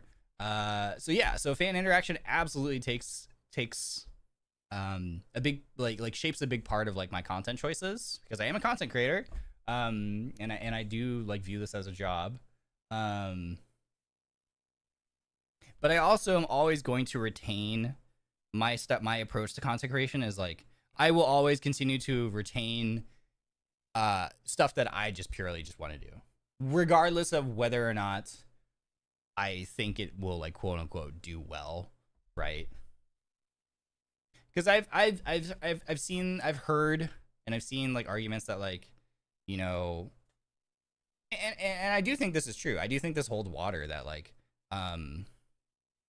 this segment of like VTubing, like I do think that like the more popular, or yeah, the things that like are technically like quote unquote more popular or pull better viewership are the things that are like less FPS oriented, you know, the things that are like more chatting focused, or like chill game focused or whatever. I do think that holds water. I do think that objectively you could very easily make that argument that that's what does well in, you know, I guess even like you just say within the NIJISANJI fandom, probably, right? Things like VR chatting or just yapping or whatever. I do think that's true. So it does feel a little bit out of place. Sometimes I do feel a little bit out of place as someone who like my greatest passion and my greatest strength is like in like competitive FPS games, and like battle royale games, because like BR is like even BR had its phase, but I don't think BR being battle royale games, I don't think battle royale games are like the hot item that they were, you know, a number of years ago. So I do sometimes feel a little bit out of place with my content and what I want to make. But that's fine. That's why like I will always continue to do it, because it's just what's fun for me and what like makes content creation fun for me. And I'm also simultaneously having a lot of fun like branching out and doing all these other things that I normally just would absolutely not have done before.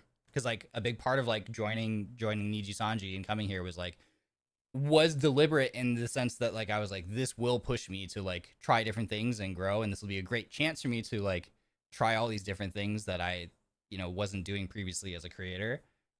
This will be an area where I grow and have new experiences and all that kind of thing. And part of it was that like I knew I would do it for the sake of you know, of trying to grow an audience and viewership and stuff like that. And also part of it was that like it being in NIJISANJI, it feels like it also affords me that opportunity. Because one of the benefits of like joining NIJISANJI is that like I get all of you, like everybody, like I get this great fandom and this great audience where it's harder when you're like a content creator trying to grow to just do the whole variety thing until you already have like a very established base. And that's hard to establish in the first place. I think a lot of people never really get to that point where they feel comfortable, you know, being able to do whatever it is that they want to do. I think I think there is pressure, and I think it is kind of valid to, if you want, because things are so saturated these days, it's very hard to get attention, it's very hard to grow. So I think there's a lot of pressure for content creators to like do whatever it is, like almost 100% based on fan interaction. Like almost like this pressure to 100% shape your content, even if it's not what you want to truly be doing. You feel the pressure to do it just to try to build your base up to the point where then you feel like you can branch out and then do more things that you just personally want to do. And I think a lot of people, why a lot of content creators burn out is because the reality is it's really hard to reach that point where you almost feel like you have like kind of that safety net in a sense. Like you have that solid enough of a audience that's kind of there for you for whatever you do. It's really hard to reach that point, like truthfully, as a content creator. So me being here in Niji now, I joined because I knew it was going to push me beyond just being like a guy who just plays like FPS battle royale games. And B, it also meant, but that was something, but going beyond that was something that I always did have interest in.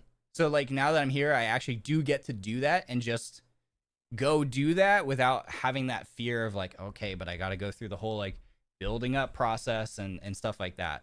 I get to just kind of dive more headfirst in now that I'm here into just doing different things and doing whatever I want.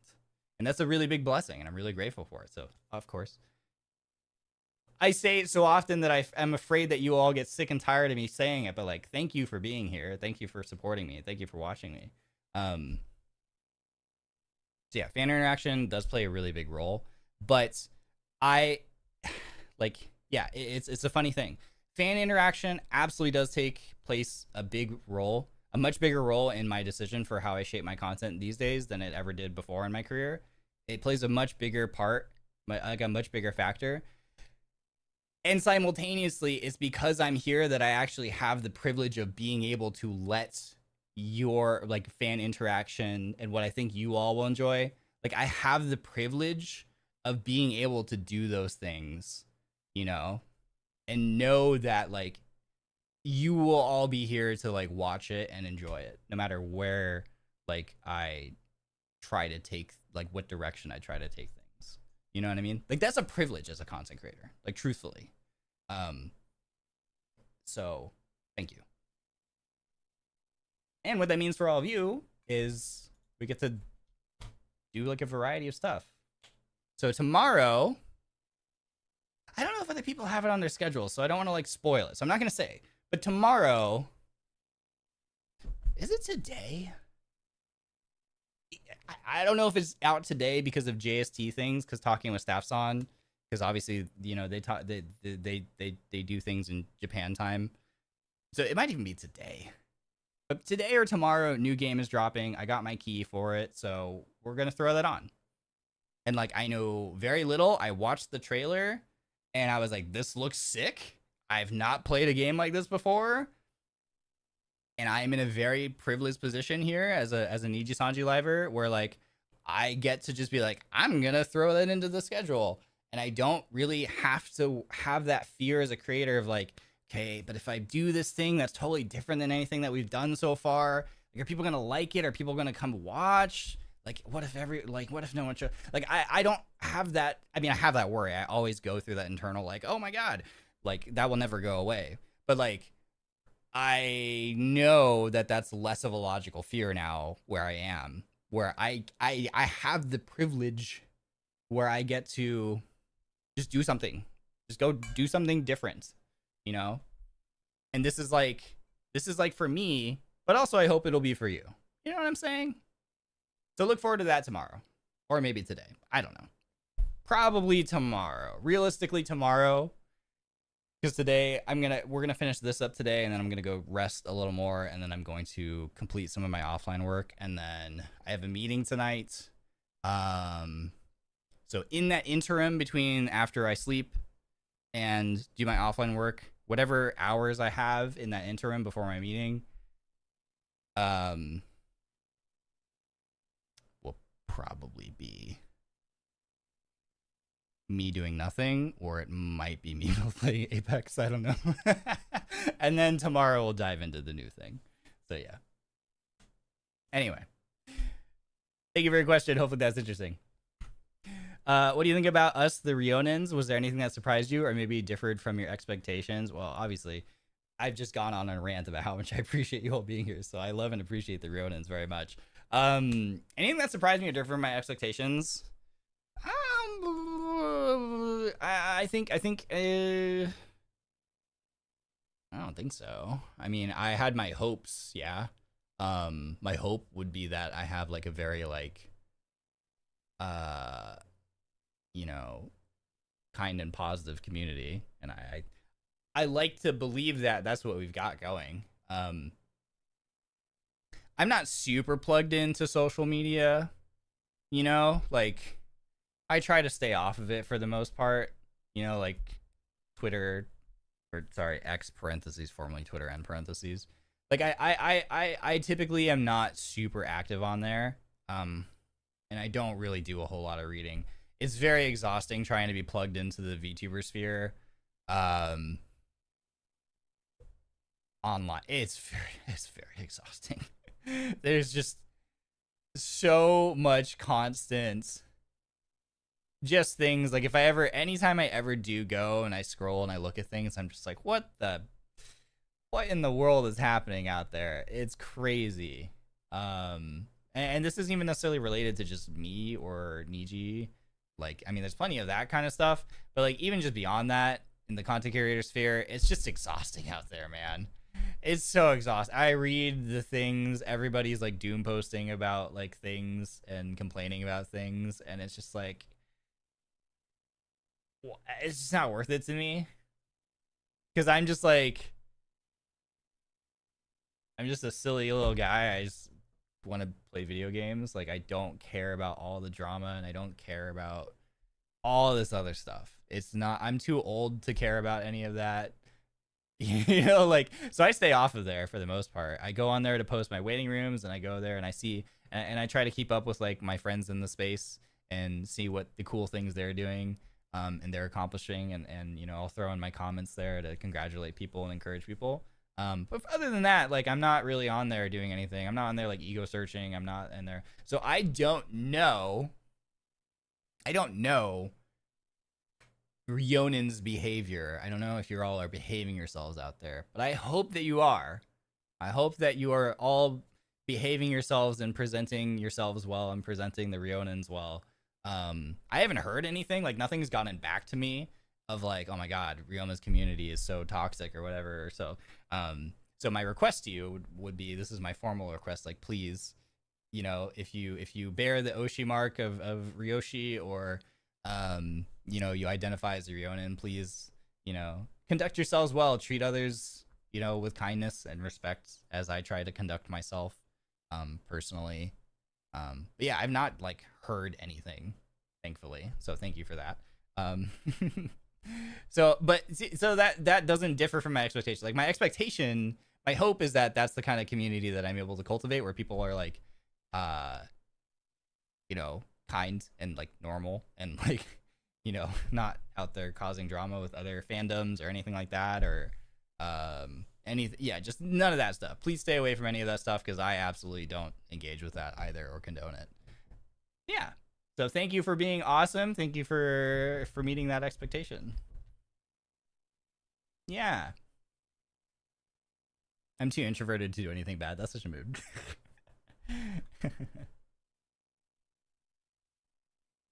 I'm just glad you haven't seen anything from the bare naked tags. I'm too scared. Alice, thank you for the super. Excited to see Anime Impulse OC creativity chat time. Yeah, I'm so excited for Anime Impulse. Oh my god, I'm so excited. Yeah, Yonins are so demure, so cutesy, so classy. Yes, thank you for being so demure and so modest and mindful. Thank you. Thank you for your question. Hi, Ryoma. Now that you've been Niji for a bit, do you think you found your niche in the branch? No. I think I still feel like I'm still settling in. I've only been here like what? How long have we been here? So we debuted in the end of May, so June, July, August. We've only been here like less than 3 months. So no, I still very much feel like I am not like feet on the ground yet here. I think it'll be a little while before I even start to feel that way. Yeah.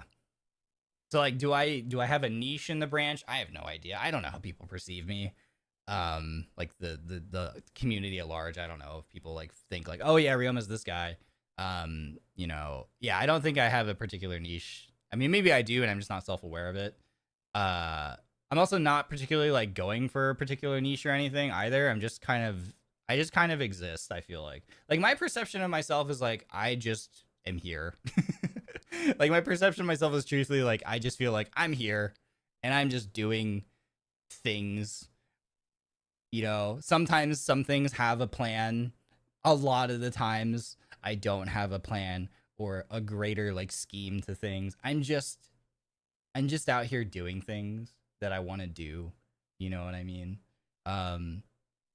So even if I do have a niche that I fit into, I personally am not self-aware of that. I think that's kind of my approach to content creation these days. Is I think that's okay. I think if I tried to fit myself into too much of a niche, I think it would just narrow my approach too much. And I'm having fun just having a more open approach to the way, you know, I do things, you know? So yeah. But yeah, I absolutely just I still don't feel super settled in. I still feel like I'm very far from like getting to know everybody in the branch better. That's just going to take time. It's a slow process. Because again, I'm like socially awkward and introverted. And so like I have a very limited social battery. I curse my social battery. So I hate having a limited social battery. Because it means things like where I'll get a message from someone or a reply from someone, and then I won't be able to answer it until the next day. So like conversations themselves just like take a long time for me to get through as well. So yeah, not settled in yet. Eventually we'll get there. Ying, thanks for the Memby. Welcome, welcome. Enjoy your badge and your emotes. Yeah. He's the Apex Trident driver. Hi, Ori. Yeah. You know what? There's my niche. I am the singular Niji can drive member. There you go. There's my niche. You're so right. You're so real for that. Shout out to Ori again for the RyoMondays logo. You killed it as always. Sasuga Orihime. Thank you, thank you. Ori was like, "Hey, look at this thing I made. Look at this thing I cooked up." And I'm like, "What the? Hello?" She never misses. You have plenty of time? Yeah, and that's the thing I always got to tell myself is like I always am wavering and battling between like, oh my god, like I need to get to know everybody, I need to figure out like what I'm doing here, I need to have a plan. I need blah, blah, blah. And it's like, oh, no. Like, realistically, content creation is like a thing that takes place over several years. It's a marathon. So I got time. I'm still a baby. You know. Or he cooked. Or he does cook. Niji can drive and realizes that others cannot be taught. Yeah. We'll try. Thank you for your question. I know you've recently debuted. It must be an exciting time. I'd love to hear about some of your favorite moments as a corpo VTuber so far, whether something funny, heartwarming, just memorable. Feel free to share as many you like. I mean, yeah, coming off the previous question, talking about my experiences here. Speaking of Niji can drive, I think like one of my favorite collabs so far has been the one with Millie, where it was like the like Millie driving like exam stream. That was so fun. That was so funny. And every time I see the clips of from that stream on her stream, like it makes me smile and it makes me laugh. It was like, that was so funny. That was such a good time. That was really fun. Yeah, the driving instructor one was so fun. That one is definitely one of my favorite moments so far from being in Niji. It was hilarious. It was such a good time. Millie is so funny. So I'm really, really happy that she hit me up for that collab. Cause like I see the clips pop up. Cause like even the actually no, cause like yeah, even the official Niji channel posted the short really recently, just the other week, from that one, right? And it was like, oh my god, it was just like there's so many funny moments in that one. So that was one of my favorites for sure.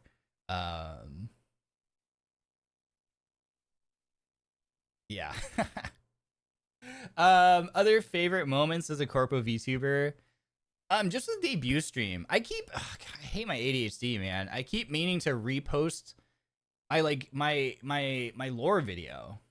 Having a lore video was a really cool special moment for me because it was something that like is a very VTuber culture thing, I think. So it was really cool for me to finally have like a lore video and to feel like I was doing a very VTuber thing, you know, having in my debut stream. Because you don't have lore videos and like, because you got to remember I come from like the early days of content creation, right?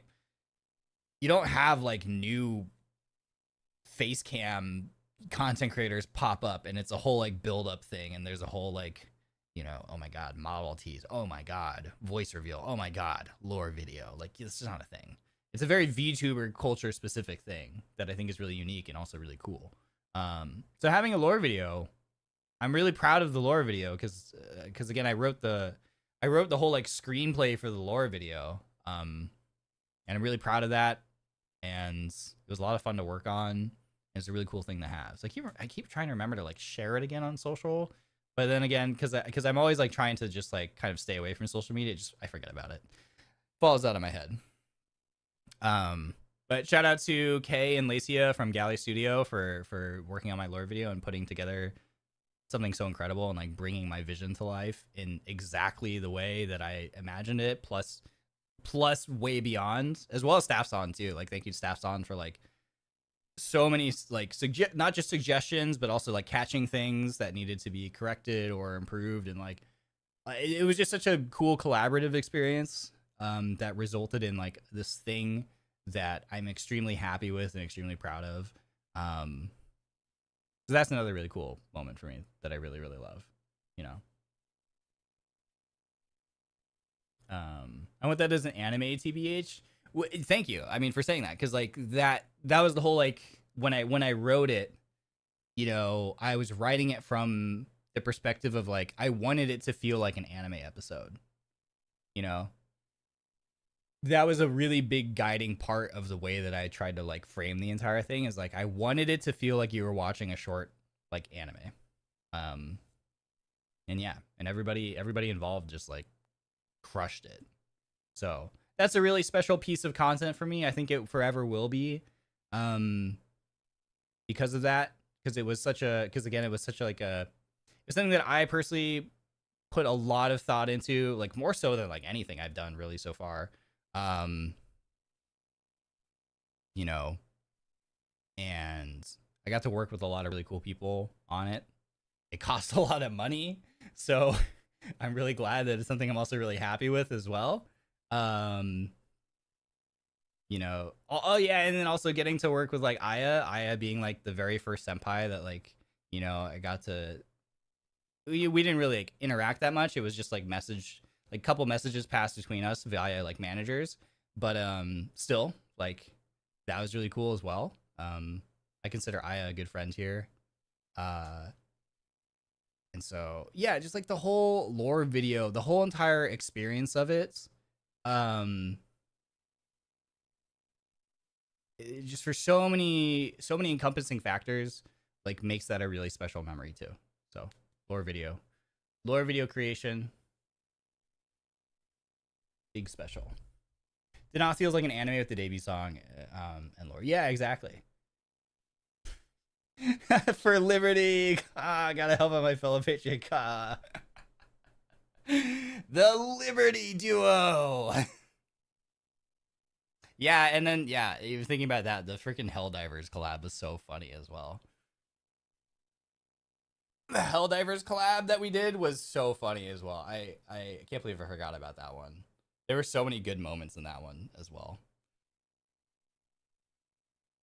Between like Claude lighting me on fire and Claude like dunking on Finana with a grenade from like the 3-point line, like with a fadeaway, like a no look fadeaway grenade and dunking on her head was really funny. And then me and Aya just like running around talking about having too much liberty in our asses. That was a good time.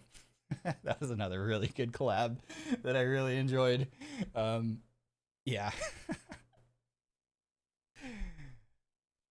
Oh man, so many good times. But yeah, thank you for your question. Hopefully those are fun. Those fun answers. Good to reminisce. Hello Ryoma, I hope you're doing well. If you could go anywhere, which country would you like to visit? Japan. It's just Japan, man. What a cool country. I've also never been anywhere in Europe, so Europe would be cool at some point too. I just don't know where to go. I don't know where I want to go in Europe specifically. I guess I would just like wherever maybe I have friends that I can just hang out with them. Europe would be cool, but I also just really want to go back to Japan as well. Thank you for your question. Will you ever visit NIJISANJI EN Minecraft server and make something for Denauth? Yes, that has been on the docket for a while, and I just need to choose the time when I'm ready for my new hyperfixation. When I feel there is time and space appropriate for to introduce a new hyperfixation into my life. Because I feel like that's probably what's going to happen. So yes, at some point, I just don't know when. Something I've been talking about doing for a while. I don't know. There's literally, I feel like my plate is so full with things I want to try out, you know, and it's just one of the many things, but I also feel like it will probably take up so much more time than other things. So I'm almost like, I feel like I gotta work my way through the other things first. It's gonna happen at some point. I just don't know when. Would you build the manor? Yeah, I think trying to build the manor together is something that we want to do. I think I think that'd be really cool. Yeah, it very well might be a Denauth like weekly collab event for sure. Yes. The answer is yes. Ryohio, I need your advice. There's this guy that I think, relationship advice? Okay, I need your advice. There's this guy that I think would be really cool to be friends with, but I'm shy asking for their contact. I'm not sure when or how to approach them. How do I do this casually? I look forward to hearing your advice. Have a good stream. Okay. Oh my God. I'm just going to go off face value and assume that this is just like platonic, right? Maybe it's romantic. I don't know. But the way it's phrased, I'm guessing it's just platonic, which is great, which is cool. You're just like, hey, that guy's cool. I want to be friends with him. So yeah, I don't know if it's necessarily love advice. Let's not, I feel like that's jumping to a conclusion here. I'm going to assume it's platonic. Just because you said it'd be really cool to be friends with. So here's the thing. Everybody these days is super fucking lonely, man. Is that just me? I don't know. I feel like you don't have to overthink it too much.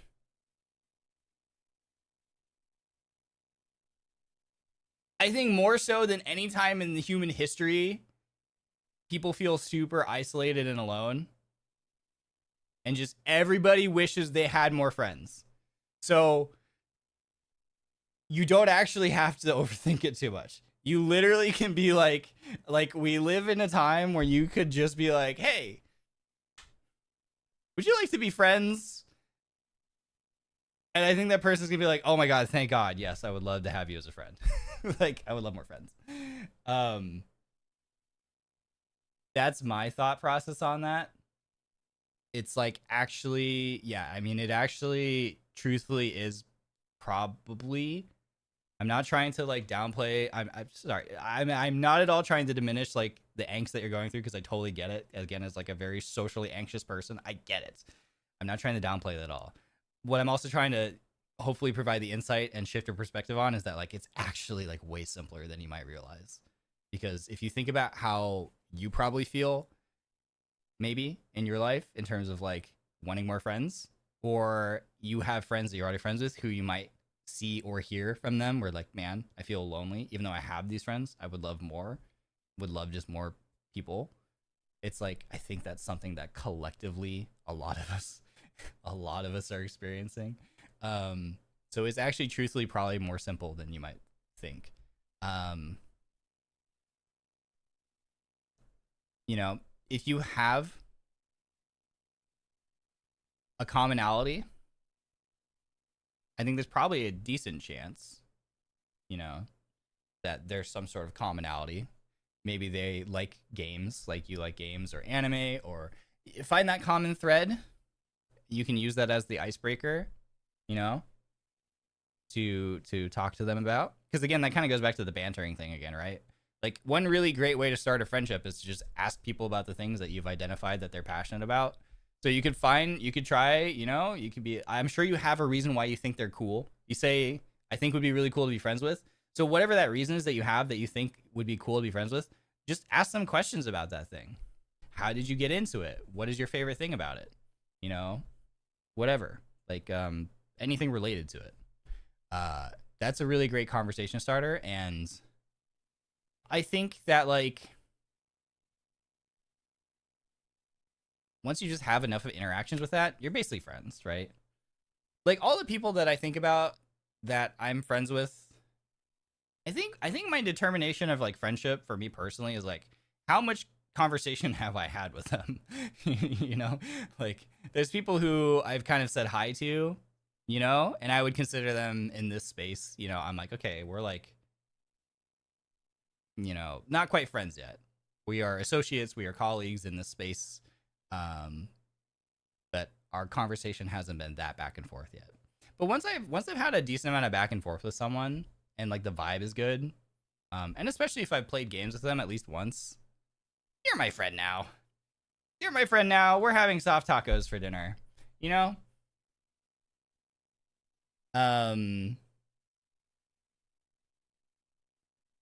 So you don't have to be super like formal or official about it either. You know, you don't have to be like, hey, will you be my friend? But you also could just be like, it's kind of ironic. It's like, you don't have to be super pushy. You don't have to be super formal. You don't have to put a label on it. I think these kind of things, I think both people at some point you'll vibe check and you'll be like, yeah, we're both just friends. Like, we're friends now. It doesn't have to be anything super deep. You're not best friends necessarily, but you're like friends. And that's a great place to start. You also could just go like, hey, you like this thing? I think that's really cool. Would you like to be friends? Like, sometimes you just do it. You just go. And then you're friends. Because again, people are lonely. People would love to have more friends. And people would love to talk about the things that they're passionate about. That's my advice. That's my recommendation.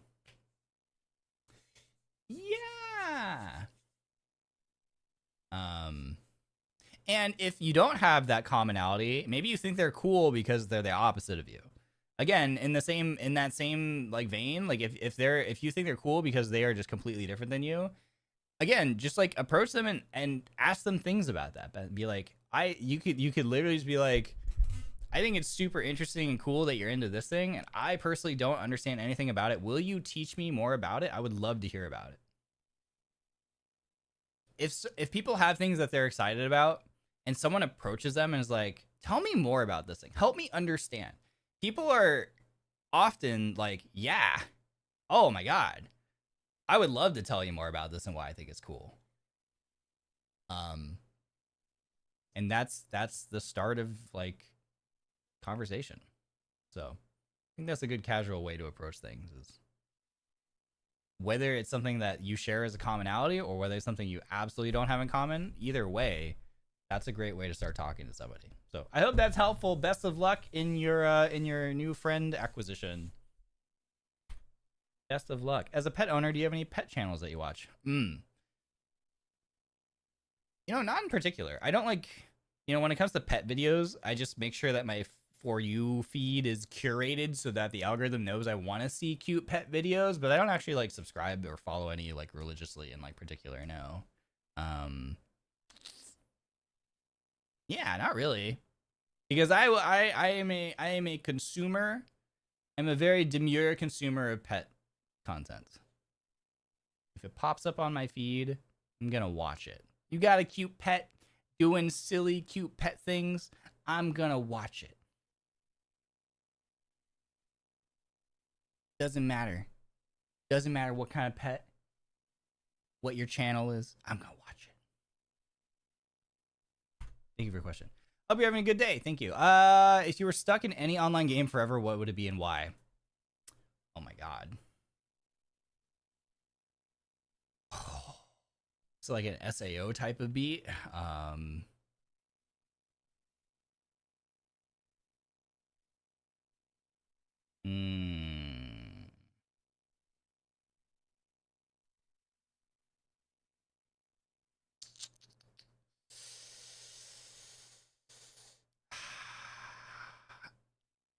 Okay. The very obvious answer would be like a racing game, because then I could drive a bunch of different cars. But that's like, that feels like too easy of an answer.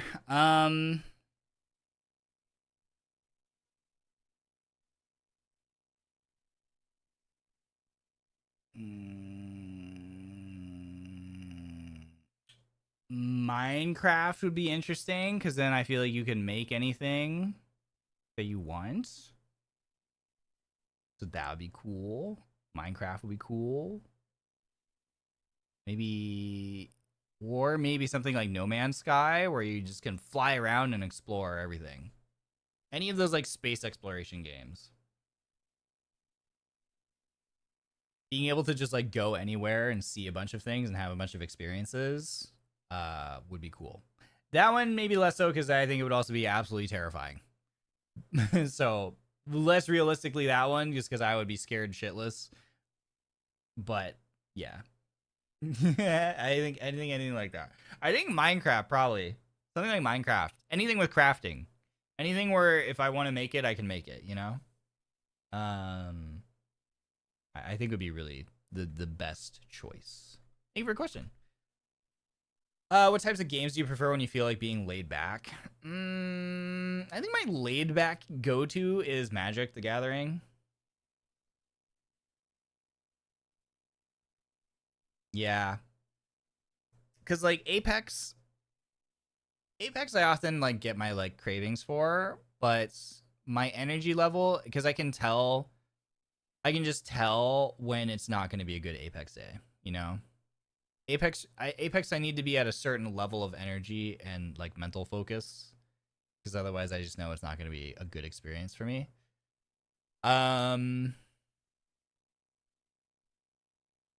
I guess Magic is kind of similar, but way less so.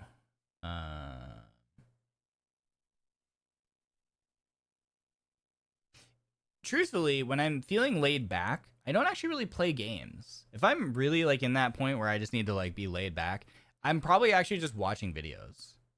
I'm not even like playing. I'm just watching, I'm scrolling, like watching videos or watching anime. That's the more realistic thing. But if I'm a little bit higher energy than that, but not so high energy to play something like Apex, I'm probably gonna play a little bit of Magic. Probably gonna play a little bit of Magic. What is the silliest talent you have? Mine is Toad voices. That's amazing. Like that's not gonna help anyone with anything. Are you kidding? It's gonna help everybody with everything. But dang it, I can do them. That kind of thing. Silliest talents? I don't think. I don't really consider myself to have any silly talents. Guys, I'm boring. Okay, we just established that expectation that I'm boring. Can we set this bar really low? So that way, if I ever do anything, it's like really exciting and I can feel cool. But silly talents.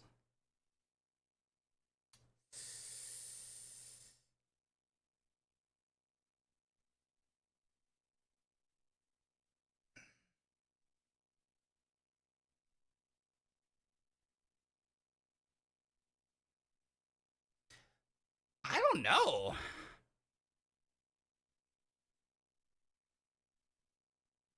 I genuinely, I don't know. I don't have anything that I think I can identify. Not gonna lie.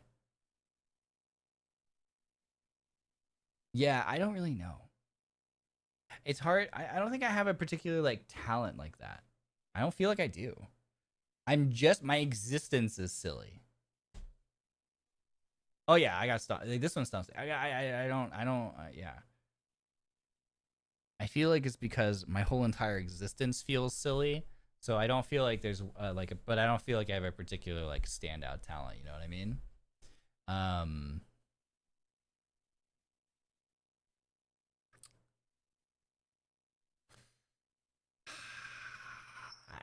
yeah, I don't, I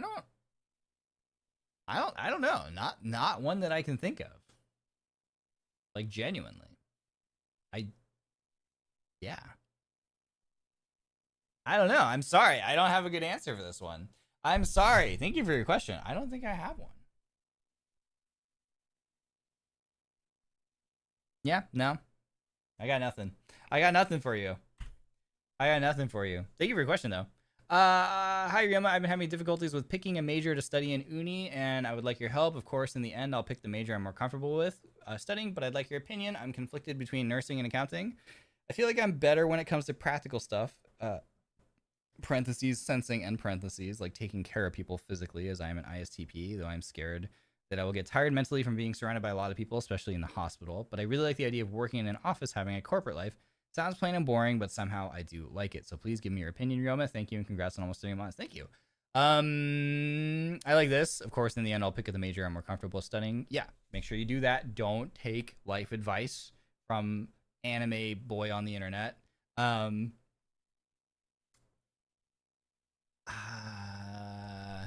Yeah, I think identifying correctly that like you might get tired mentally from being surrounded by a lot of people, especially in the hospital, is like I think that's a good identification because like I think that if you already have that worry, I think that's a good indicator, right? Um, so the way that like I interpret this message, where you're like, I feel like I'm better when it comes to practical stuff, sensing like taking care of people, versus then what you wrote. But I really like the idea of working in office, having a corporate life. It sounds plain and boring, but somehow I do like it. So it sounds like to me like you're, if I'm picking up on this correctly, just based on the wording of the sentence or of the question, right? Is that like it sounds to me like the struggle is between doing something that you feel you are capable of doing that like serves like a greater good that is like of benefit to other people. So there's almost like I'm guessing like maybe like a familial or societal pressure to like, you know, that kind of like sense of like I can do this thing, so I should do it, right? Versus doing the thing that like you're very comfortable with and have like enjoy, you know, your quiet like corporate accounting life, which is, you know, you say it sounds plain and boring. I think that's the perception that you're given based on like what other people in your life have probably said about it. Um, whether that's like family members or friends or just like people on social media or in film or whatever. I think sounds plain and boring, but somehow I do like it. That to me, when I read that sentence, that to me is saying like, oh, this person's perception of this thing has been, that's how it's colored based on like what they hear from other people. Um, and truthfully, I'm always all about like, I just don't give a shit about what other people think about something if you're interested in it, right? Um, so my opinion is do the thing that like you can see yourself doing a long time, and having more fun with. Discard the fact that like discard the perception of it being plain and boring. Because like, do you think it's plain and boring, or do you think it's plain and boring because that's how your entire life people have told you to think of that, or not even directly but indirectly given you the perception that it is plain and boring, right? And does that really matter in the grand scheme of things, right? Like, even if it is plain and boring, you know, to other people, you're still saying somehow I do like it, right? That's the thing that matters more than anything else, right? Is that like you actually like it, you find it fun or whatever. You get some. It isn't have to be like whatever satisfaction you get out of like the corporate office accounting life. There's nothing wrong with that. The perception of it being wrong is just other people's opinions and the things that they've said in passing, not even thinking about how that affects the way that you feel or think about this thing that you enjoy. Because that's the thing that sucks about so many things. It's so easy for it to happen, right? Because everybody has stuff that they're passionate about, and people unintentionally, no malice whatsoever, you know, can just say things that's their opinion about that thing that you actually really like. And if you hear it enough times, you're like, oh man, like maybe this thing that I like isn't as cool as I think, right? Just because like these people that I'm close to say it, or these people that I see on social media or in film say it. And then over time, it like it taints your perspective of it, right? But that doesn't truly matter, right? Like if it's something that you enjoy, that's the thing that truly matters. So like feeling like, so like doing the nursing thing where you're like, I feel like I'm better when it comes to practical stuff, like taking care of people. I'm sure you are, which is great. But don't let the like societal pressure to do something. Maybe, you know, obviously like nursing is fantastic. Like medical field stuff is fantastic. I have so much respect for people who do that. And that's something that's like very positively viewed by society as a whole. It's like, yeah, you're contributing to society. You're helping other people. You're for the greater good. And that's great. And absolutely, we need people like that too. But dedicating so much of your time and money in university to doing something that you, and it sounds from your phrasing, like I think you have probably correctly identified that like if you go down that path, there's like a decent chance that like you might feel burned out on it at some point. You know, you'll do this thing that's like contributing to society and the world, but like you can't take care of other people if you aren't able to take care of yourself first, right? So like do the thing, like nurture yourself first. And then in your like spare free time with your spare free resources, you can then make that choice to try to take care of other people. But like you have to put yourself first, you know? Because that's then from there, you will truly be able to like take care of other people. If you yourself are well taken care of and nurtured, then you have the capacity to care for others, and take care of them. You don't want to put yourself in a situation where you are burning yourself out and in that attempt to take care of other people, because then that's what turns people like resentful, right? And then that's like not how you want to view other people and how you want to view the act of caring for other people. You don't want to feel resentful about it.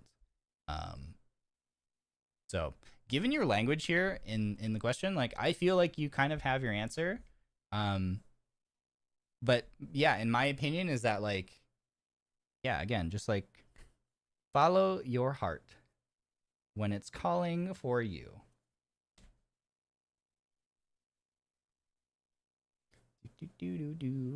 I'm studying accounting. It's not boring. It's actually stressful. Like when you can't balance this all amount of the debit and credit, but at the same time, it's fun. Heck yeah.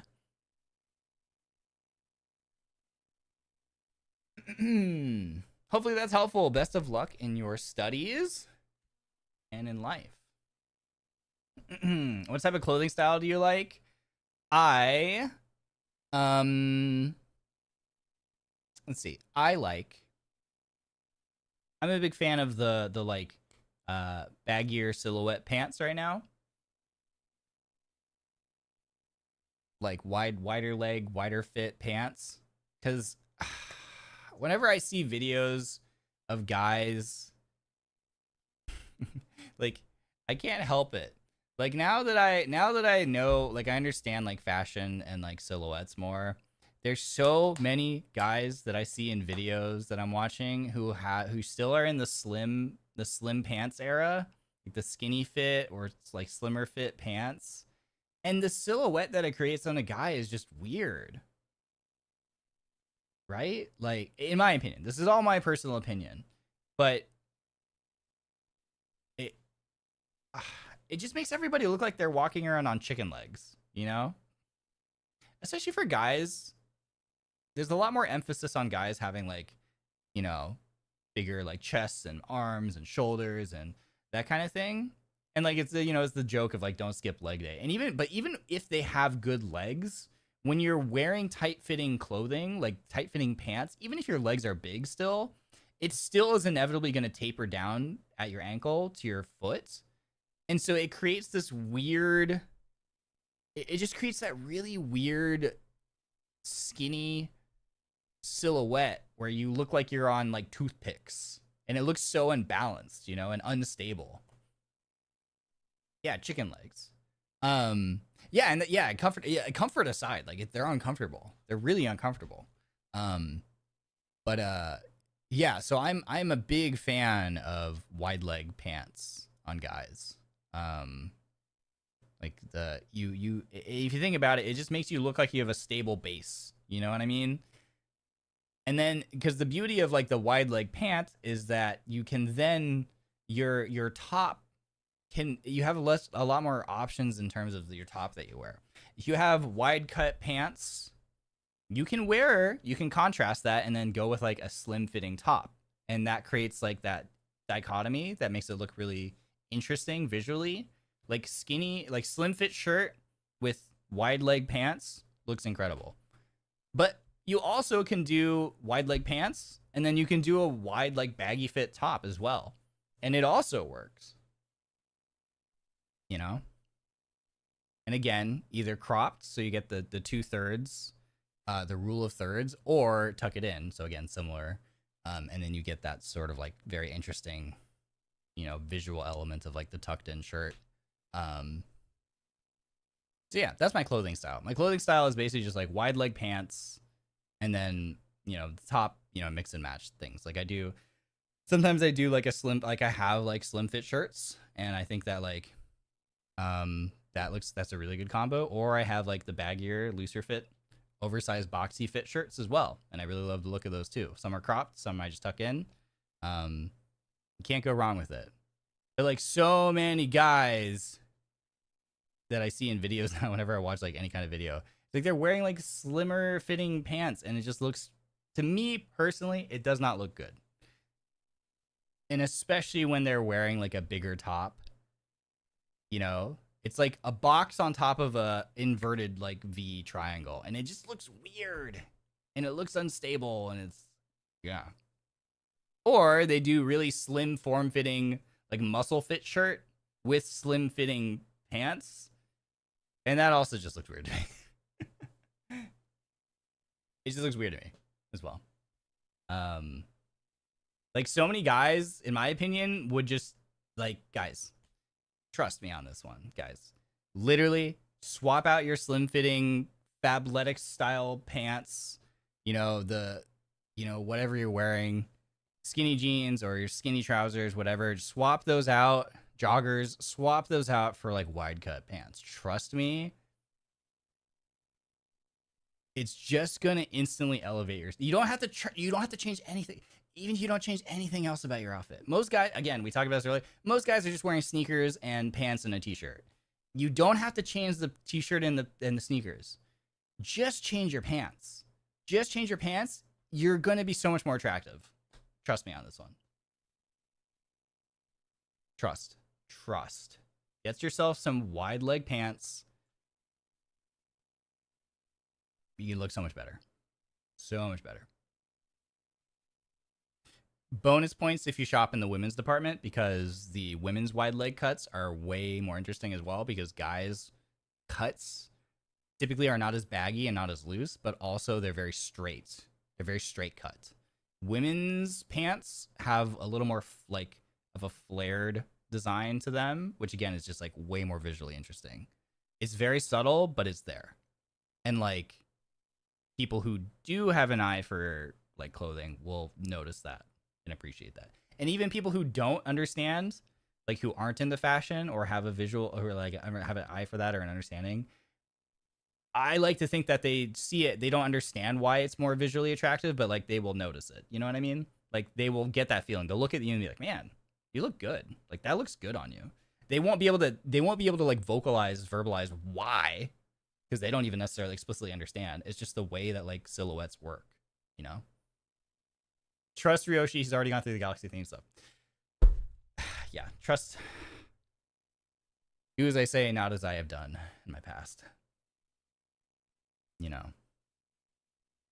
Men's fashion, get more fun styles, please. Yeah, men's fashion is very conservative and very boring. Because in my opinion, my thought for that is that it's meant to not be scary. Because I think that the concern is that fashion scares guys. So in order to actually like sell stuff to guys, it has to feel very safe and very conservative and not flashy, you know? That's my thought process on that.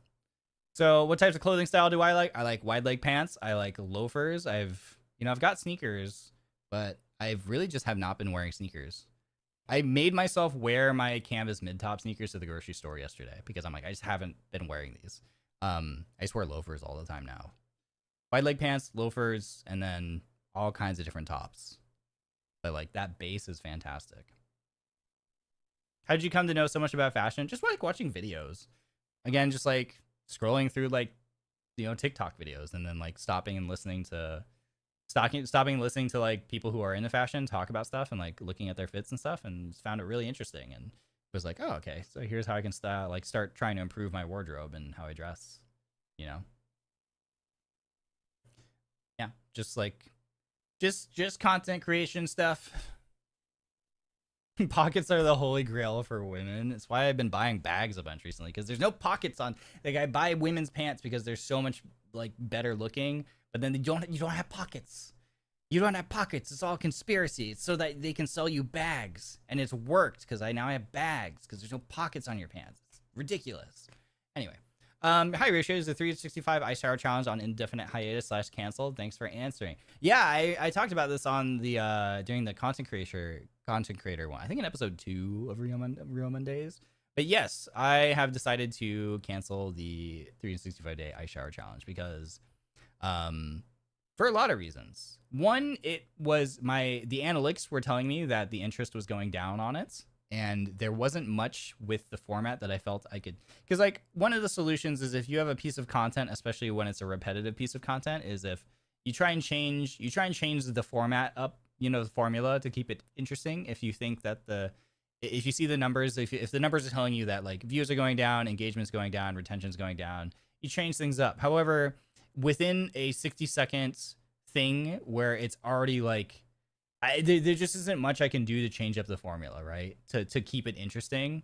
Because the whole premise is that like it's repetitive. Like the whole entire idea is that it was repetitive. So there wasn't really much I felt like I could iterate on it. So that was one thing. So looking at the analytics was telling me that it just wasn't doing well, which makes sense because like I think the initial excitement's over it like wore off. So that was one thing. I had another thing and it fell out of my head. God dang it. I hate my brain. Like and the initial appeal was that it was fun to listen to me like suffer, because in the beginning it was like very suffering. I just got more used to it.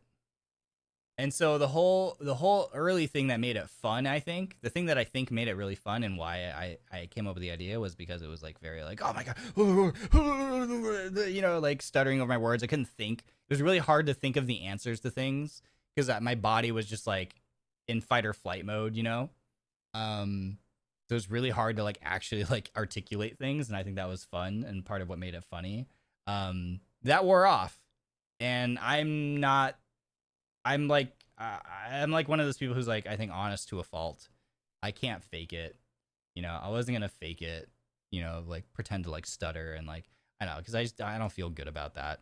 And so yeah, I think this. So I identified that the thing that made it fun initially and interesting had gone away, and the only way to bring that back would be to fake it, and I just didn't want to fake it.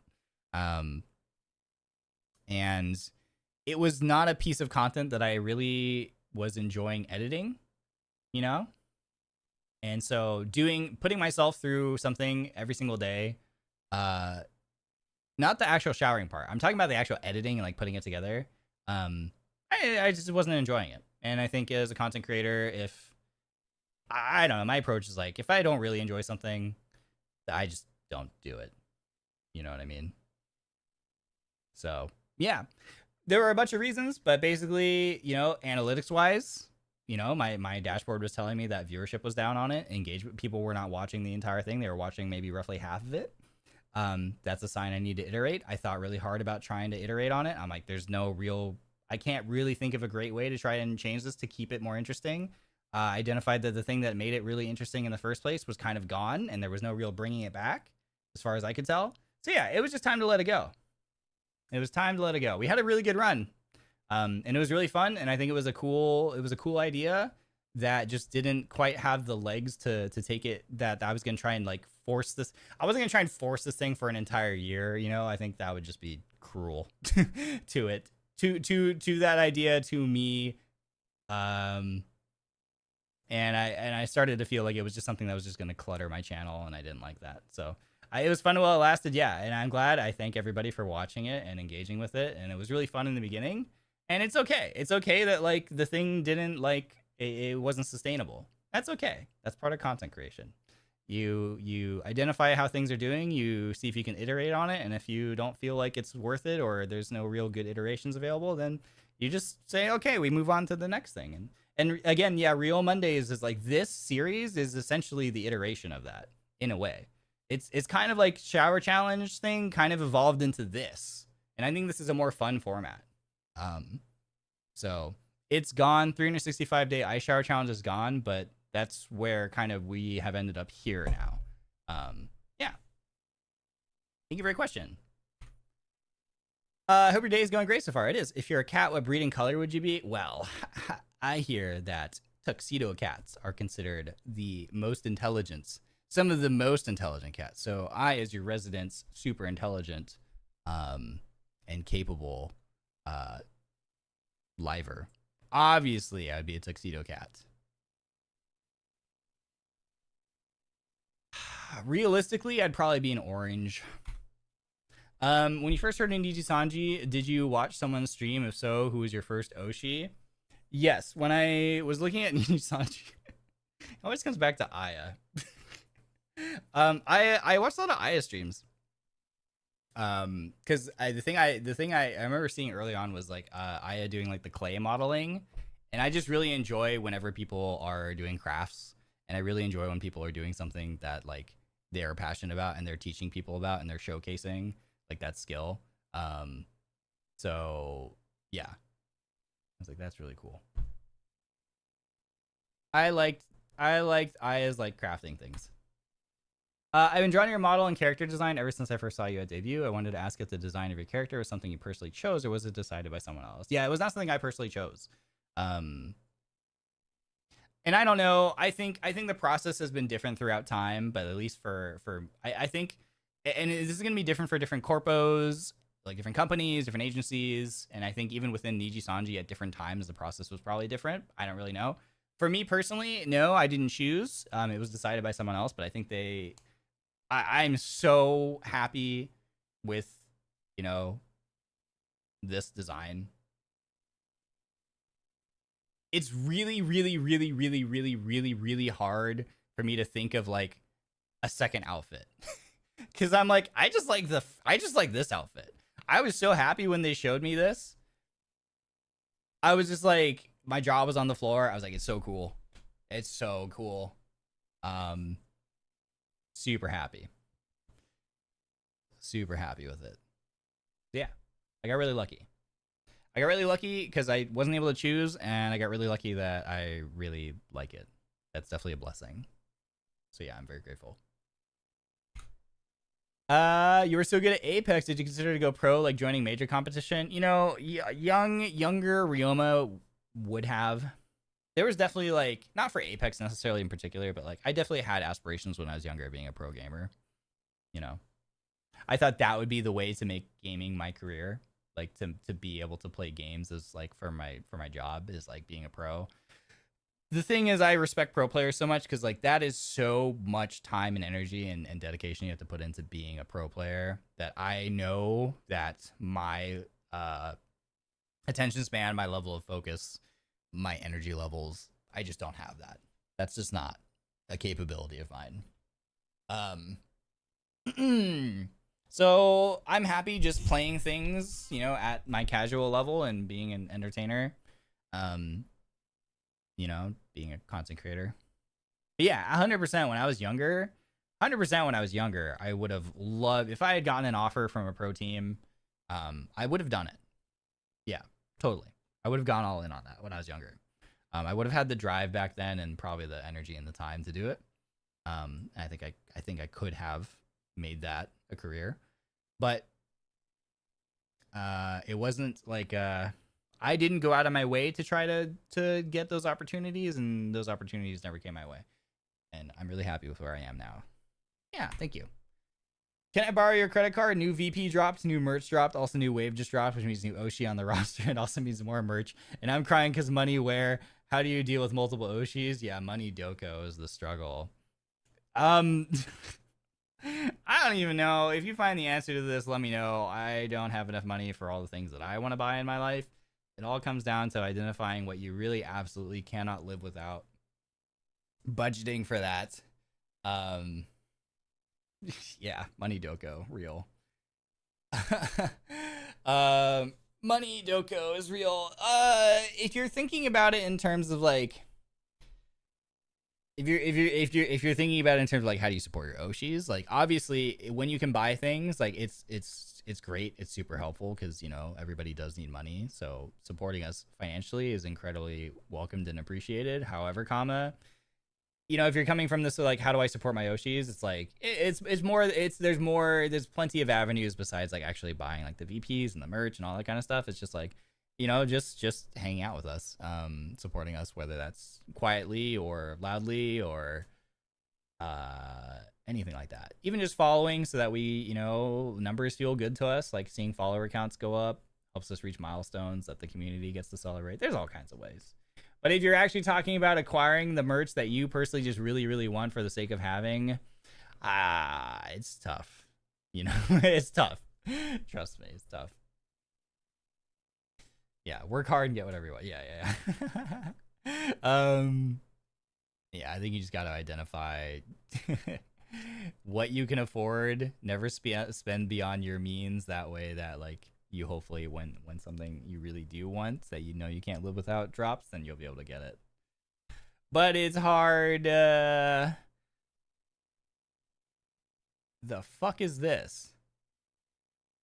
2 inlet pipes lead into a large water tank. 1 pipe can fill the tank in 45 minutes. My brain's already shut off. When I find you, who wrote this? 2 inlet pipes. I thought this was a car question at first from the pipes thing, and then clearly it's a math problem. 2 inlet pipes lead into a large water tank. 1 pipe can fill the tank in 45 minutes. This is your question, Han? God, I got to ban Han now. That's crazy. 2 inlet pipes lead into a large water tank. 1 pipe can fill the tank in 45 minutes. The other can fill it in 40 minutes. This, like, literally, I have to keep reading because this is my struggle with like these kind of things. My brain cannot retain what I'm reading. 1 pipe can fill the tank in 45 minutes. The other can fill it in 40 minutes. To the nearest tenth of a minute. Oh my god. To the nearest tenth of a minute. How long would it take the 2 pipes together to fill the tank if both were opened at the same time? What?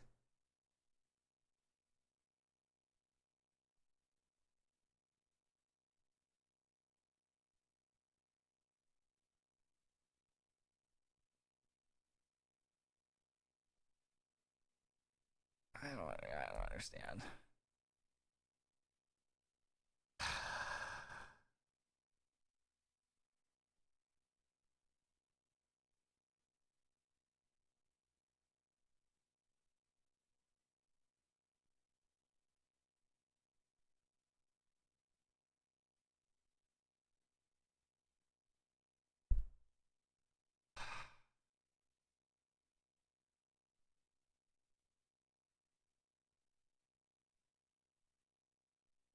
Is this a true question? Is it 40 minutes?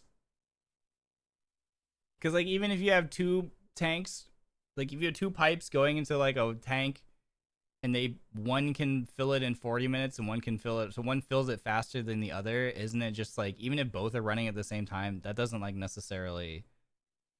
Does that actually increase the rate that it gets filled? Or is it just 40 minutes?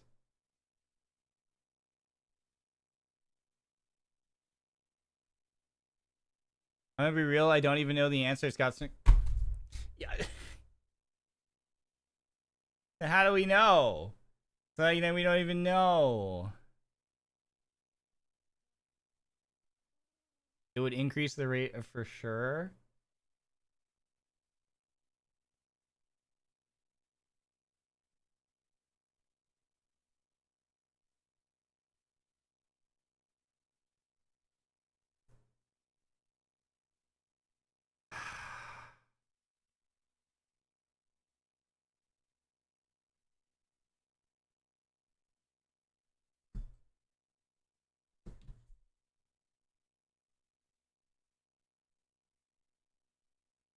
Don't I need to know the volume of the total tank?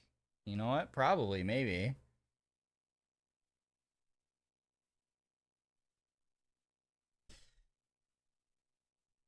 Yeah, are we not lacking critical information to be able to solve this? I don't know. You don't need to know the volume? I don't know. It's for sure shorter than 40 minutes? Well, then I have no idea. Then I have no idea, man.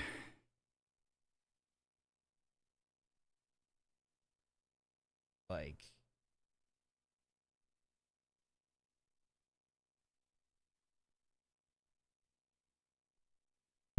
I don't know. If someone wants to Google this, let me know. I have no idea. Do you get self-conscious when you're called an uncle by us? Don't hesitate to tell us if we're doing something that you're uncomfortable with. I think it's great to have content creators of all age ranges, except minors, so that we can have a variety of worldviews on things. Do I get self-conscious? Not really, no. Because I know that I'm, like, older than, like, the other creators and stuff. And I knew that coming in. I knew it would be... I mean, I could try to hide it, but, like, I don't know, it'd be exhausting. So I'd rather just own it, you know? Do I want to know the answer? It's 22.5. 22.5? How do you even get 22.5?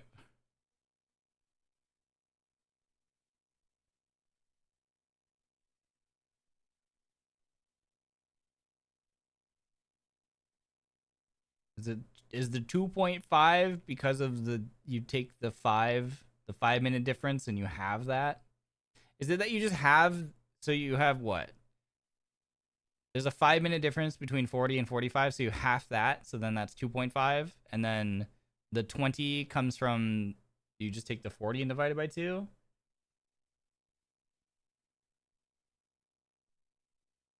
Just half? Yes? Okay. We'll just go with that. I don't understand how it works though, but yeah, sure. No more math questions. Math questions are banned. The uncle thing, no, I don't mind. It's something that, like, I don't know, I just own it, you know? And there's a lot of there are definitely, like, other older, like, people who are in my age range as well in content creation, even in the VTubing sphere. I feel like in VTubing it's weird because, like, you know, if I was face camming, and there's a lot of people who I've known for a really long time who I followed who are, like, I think my age or some probably even older than me, And you can tell when it's just like, you know, you're a face cam streamer, content creator, because you see, you know, it's different. It feels weird in VTubing because all the models typically look younger. Like most VTuber models look young, probably relative to the actual age of the person behind the model. You know what I mean? So it feels weird in that sense. But I also get told that like my personality does not like line up with like my age. You know what I mean? Like I think I come across as like younger, because I am just like a goofy goober who's socially awkward and whatnot. So it's like, I think in a lot of ways, some of my mannerisms and just when I'm playing games and stuff and I'm just having fun, it for me, it 100% like harkens back to like just a younger, more youthful time for me. You know what I mean? So I think there is this weird, I don't know what the word is I'm trying to think of. But yeah, there's this weird incoherence for me, you know, between knowing my actual age and the way that I behave. Because I do get self-conscious about like, you know, because I know that the perception is that like I don't act my age, right? Like people who would know me IRL, you know, family members and whatnot, I know that I get judged for like, you know, just being some guy who just being the age that I am and just wanting to play games, you know, and not like do anything super serious with my life, you know. So there's that. And then there's the weird, like, I sometimes think about how it's like, yeah, and like I have a model that looks really young, you know, relative, and things like that. So it's not anything like, you know, you all calling me like Ryoji, like Denauth likes to call me like Ryoji-san and stuff, and I think it's really funny because it just works really well. So I don't get bothered by that at all. If anything that I get self-conscious, it's more about like the people who know me in real life and my self-consciousness and concern about the way that like other adults view me, other people my age or people older than me view me. I get more self-conscious about that and that perception. But not self-conscious so much from like the Ryonins calling me, you know, Ryoji-san or anything like that. Sometimes I do get self-conscious because I don't really think about it, but when I do stop and think about it, it's like, oh yeah, I'm like older than a lot of like people that I consider friends, you know, in this space. A lot. There's not as many. There are people who are roughly my age. I'm still older than most of them that I know though, but if only by a few years. But then like there's a very good majority of the people that I've made friends with over the years who are just like younger than me by like by like a decade. Like I'm like, oh my God, you are just a baby in my eyes, like relatively speaking. We do not have an equivalent level of life experience. You know, I have reached a level of disillusion that you are not in yet. You are still bright-eyed and bushy-tailed. You have not reached the point of disillusion with the world and exhaustion with the world and the level of don't give a heck and don't care about things that I have. You'll get there eventually, but right now you are still very innocent to the world. You know what I mean? Like, so it's weird. Sometimes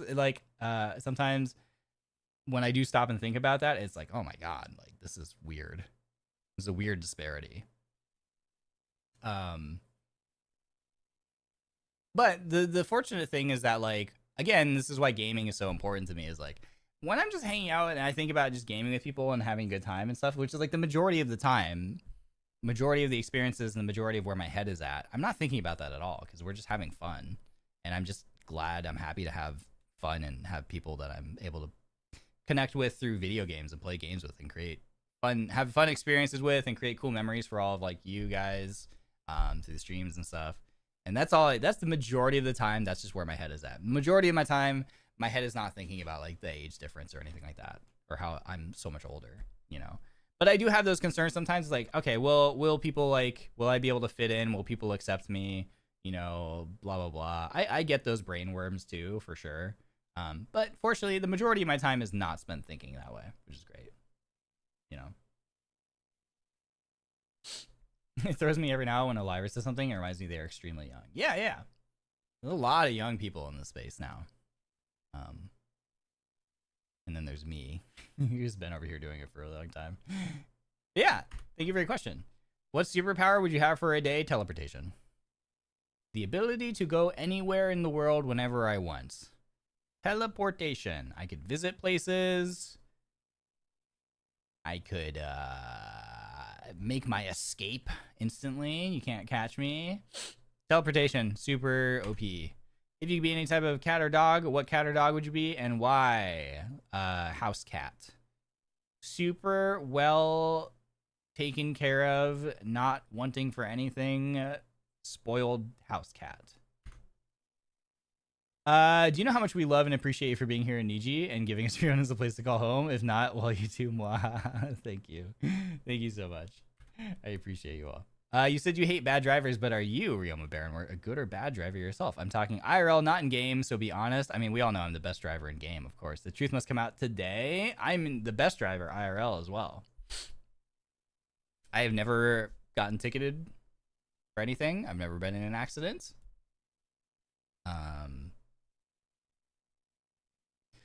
I scraped my bumper.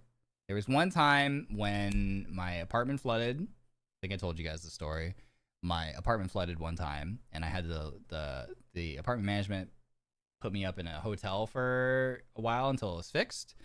And it was a hotel downtown in the city.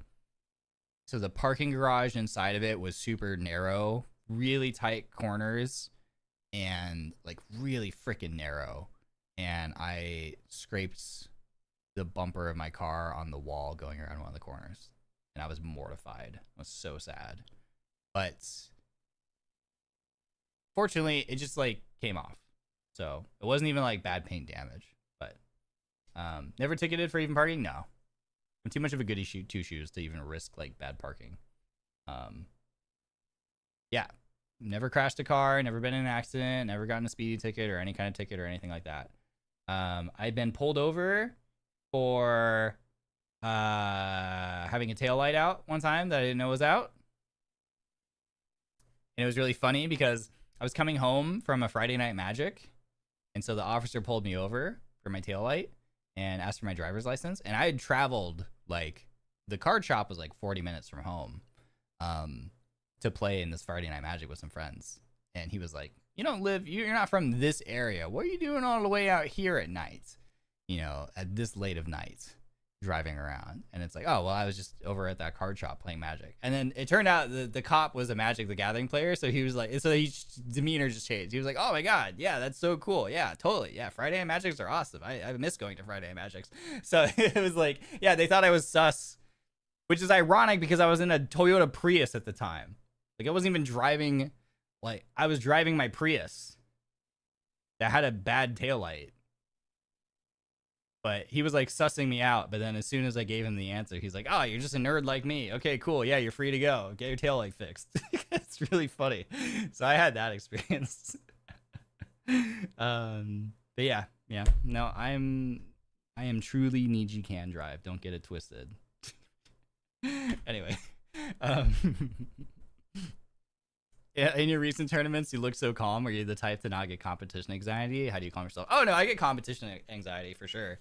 I definitely get anxious, even if it's like a more casual thing, like the one that we played in really recently. I wasn't quite too nervous, but I still had a little bit of anxiety going into it because I still want to like do well, you know. It just depends. Like it depends on how invested I am in the game personally, / how much time. Like it's like a spectrum. So like Apex, for example, I'm very invested in Apex, but I've also played Apex a ton. So my anxiety levels for competitive, like being in a I haven't done a ton of events, but I've done a fair amount. And so my anxiety levels for that is actually like not quite that high. Same thing goes for like, actually it's not even Apex. It's more like it translated from things I've done in my past. in other BR competitive settings. Like I've done enough competitive events that, you know, the more you do things, the more calm you are, the more things you get used to. So that's just like an experience thing. Yeah. The more you do like any sort of competitive tournament format thing, you get used to those nerves, and so it applies to like other things. So like I could go and do a competitive event for like a completely different style of game, and I would still probably be relatively calm. The only thing that gets my anxiety higher is like how little I have played that game, you know. So for example, like the Niji Sports Summer Sports Showdown thing where we switch sports. Never played Switch sports before. So my anxiety level was a little bit higher, but it also was quelled a lot by the fact that that was just super casual. Like the game itself was super casual and the event itself was super casual. Now if that had been like a bigger like content creator event, the combination of me not being familiar with the game and the stakes or the stakes of the event being higher would have made me way more anxious than other things. It just kind of depends. But it all just comes from like doing things a bunch. What would be your dream Denauth collab? What game? What kind of content, etc.? I think I really want to do like an off collab thing. Because we've done so many games together. We're doing like the movie night things, which is really fun now. I really like those. So I think like kind of the natural next thing would be like off collab. Whatever that would entail. Or like 3D something. 3D would be cool. Yeah. Yeah. Is anything particular you like to the artists in your community do? Perhaps anything to make finding certain art easier for you, or certain stuff styles you want to see. P.S. Thanks for being so cool. We love you lots, and you're a great inspiration for the real artists in the community. Oh, this is a good question. As far as like making things easier, I don't know. I'm sure there is. I just don't know. I'm not good at optimizing things. Anything I'd like for the artists to do. I don't know. You all do such good stuff anyway. I would love to be able to okay, so here's the thing that I ran into the other day. It would be great if I would love to be able to incorporate your art into like a thumbnail. Like just art of me, if that makes sense. So that I can take a drawing of me, like no background, if that makes sense. So like nothing necessarily too specific. And then just put that on like any thumbnail, if that makes sense. So like for Apex, for example. Instead of just using my model, you know, because like I do like, you know, Apex is like a little background screenshot, and then like maybe like I've been doing the master's badge or like just the Apex text. If I could put art of me onto there, just superimpose that, that'd be great. That'd be helpful. So things without like with like a transparent background would be cool. Yeah. See like more generalized art rather than like something for the game. Yeah. So like rather than like a specific one, because like I appreciate when people make specific thumbnails for like the games, of course as well. But then like I only can use it for that. You know what I mean? So just art of me with no background, so that I can just kind of use it wherever would be cool. That would be my request. Thank you very much, 07 artists. I appreciate your service. I wonder how many questions there are. Not too many more. We're over the 3-hour mark, but we're kind of so close. We can get through these, I think. Yeah. Okay. If you'd be allowed to do any type of content as a lifer, what would it be and why? Car content. Working on my car. Because I need to get back into working on my car, but like I just don't have time between everything else I'm doing. But if I could like make that part of the content, I think that would work. There's so many complicated things involved, so it's just not going to be possible. But, you know, given this question, if it was like unrestricted, I would just film myself working on the car and be able to like teach you guys about stuff as I go. But, you know, hand cam wise, it would be impossible not to just like expose too much of like me, to like dox myself. It would dox what car I drive, what it looks like. It would probably dox my garage, so some crazy person could figure out where my house is. You get into all the issues of like copyright with all the brands and the logoing on everything. Like it's just too many complications. But in a world where I didn't have to worry about any of that, that would be really fun, I think. That'd be super cool. I would love to do that. We already knew you visited Japan before your debut, so my questions are: which areas in JP is your favorite? Which area, city, place do you want to go next time? Multiple places are welcome. I really want to go to the countryside. I want to see like some countryside scenic stuff. I want to ride the bullet train and go to the countryside. My favorites, I don't know. I thought the Shibuya area was pretty cool. We did a lot of shopping there, but I would love to do even more shopping. Oh, Akihabara. I want to go to Akihabara and like really see Akihabara. Akihabara. I want to go there because we went there, but we went there when everything was closed. So we basically just stayed at the game arcade for a few hours, and that was it. But I really want to like walk all up and down and like actually like when everything's open and go see a bunch of stuff. So that's also on my to-do list as well. Yep. I'm so late, but if you were to eat one food item or a meal for the rest of your life with no health consequences, what would it be and why? Oh.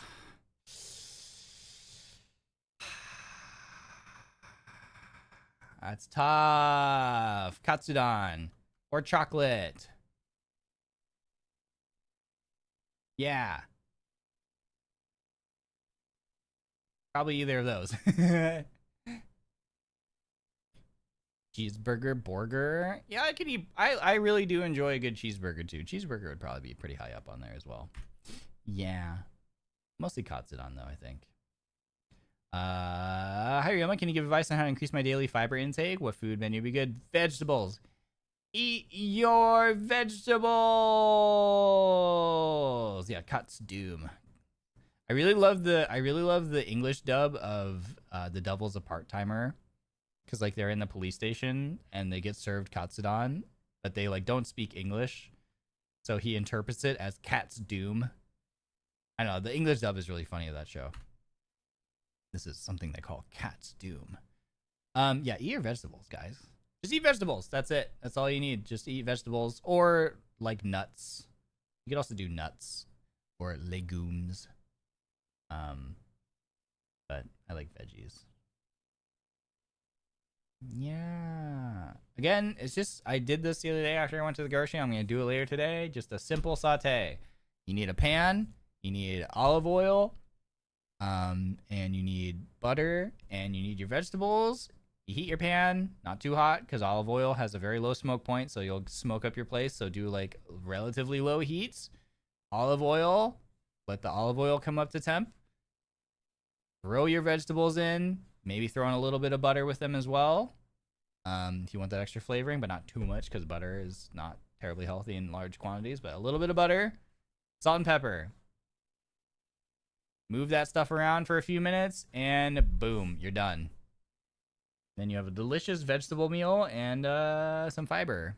Or if that's too much, dude, I honestly am just now remembering because again, I forget things constantly. Frozen vegetables that they come in like a bag that you can literally steam them in the bag. Just get a bag of frozen veggies. My favorite, I really enjoy this, is just the mixed veggies. Usually it's just like peas and carrots and corn and like green beans. You just buy a bag of that and you just open it and you pour some into a bowl and you just microwave it and then you put salt on it. You're done. I forgot about that. Because I'll go through these periods where I'll remember that I have those and I'll buy them. I probably have a bag in my freezer right now that I've forgotten about. But that's also a really easy way to get, if the whole of their like sauteing or stir frying is too much of a process, just do that. Hi, Ryoma. Hope you're having a good day night. My question is, what is your favorite interaction in NIJI EN so far? It could be on or off stream. I think, again, just going back to the earlier thing I said, like just the collabs that I've done. Name any Denauth collab. Any collab with anyone, really. But also, again, like the one with Millie was so freaking funny. Really enjoyed the collab with Millie. The driving instructor collab was a lot of fun.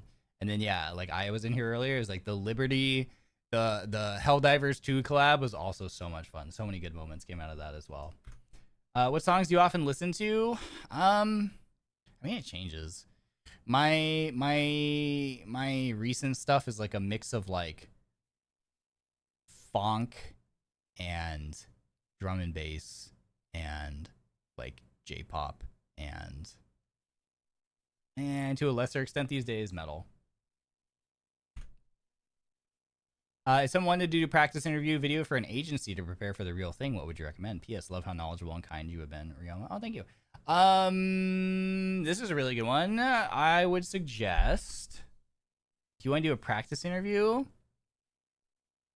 well, first of all, find someone that you really trust to not just go blab that you're applying, because that can ruin your chance. But if you have someone who you know is not going to blab, so I guess ideally someone who's not in the space, who just doesn't give a rip, so maybe a family member or a normie friend, and then just like have them interview you. Because yeah, I think it's a good idea. I think just like practicing, getting some reps in, like speaking off the cuff, you know, you could like think of like practice questions. You could go see if anyone's like posted things that they were asked in previous things. Again, it's not a guarantee that you're gonna get asked them, but like there's information out there you could try to go off of. It's basically just a job interview. So if you've ever practiced for a job interview at all, or if you've ever done a job interview, you know, I think that's already like, just think of it in that way probably. And just have someone feed you some questions, and then, you know, practice articulating your answers in a very clear and concise manner, you know. Yeah, you could, if you don't have a friend or you don't want to risk like having someone blab about your application, just record yourself. Just feed yourself the own questions and record yourself, and then listen back. Because you will, when you listen to yourself, you will immediately have instant feedback about whether or not you like that answer or how you feel you delivered that answer. You're gonna know. You're gonna be like, that was awkward. That was uncomfortable.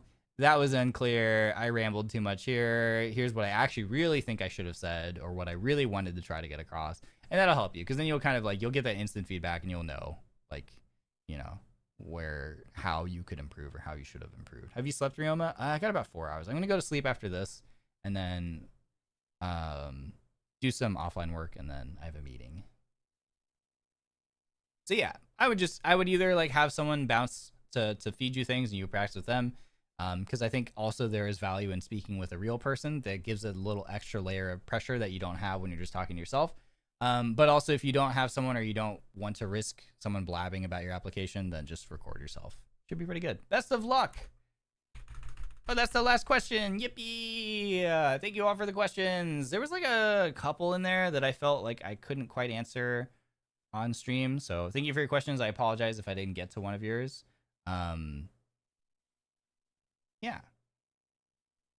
Thank you. Thank you.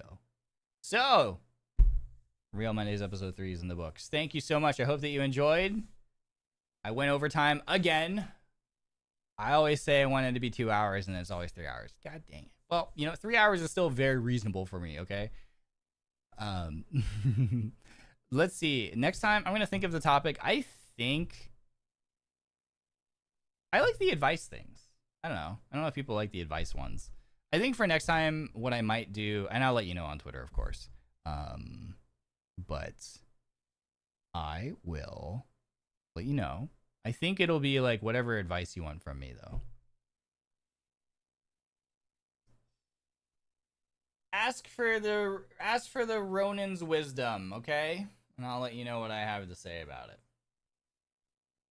I think that's a good plan. Stretch. All right. Yippee. Love your advice. Your ancient wisdom is amazing. Why does that feel like a backhanded compliment? Oh boy. All right, friends. Thank you so much for hanging out. I'm getting out of here. I am going to work on my schedule today as well and let you know when the next stream is going to be. It's probably going to be tomorrow. There is a small chance of a gorilla today if I get my offline work done before I also have to go to my meeting. And then new game drops. It looks like it does drop today. I don't know if I'm gonna stream it tonight though. I might do it tomorrow. Yeah, I'm not gonna pressure myself into streaming today on release. Probably will stream it tomorrow for sure though. All right, friends, I'm out of here. Thanks for hanging. I hope that you enjoyed. Thank you again for tuning into another episode of RyoMondays. I hope that you had fun. I certainly did. I'm getting out of here. Have a wonderful rest of your morning, evening, afternoon. And I will catch you all on the flip side. Be sure to follow me on Twitter. Sorry, X parentheses, formerly Twitter, and parentheses. Link is in the description. That's where I will post the next marshmallow room. Okay, love you. Bye.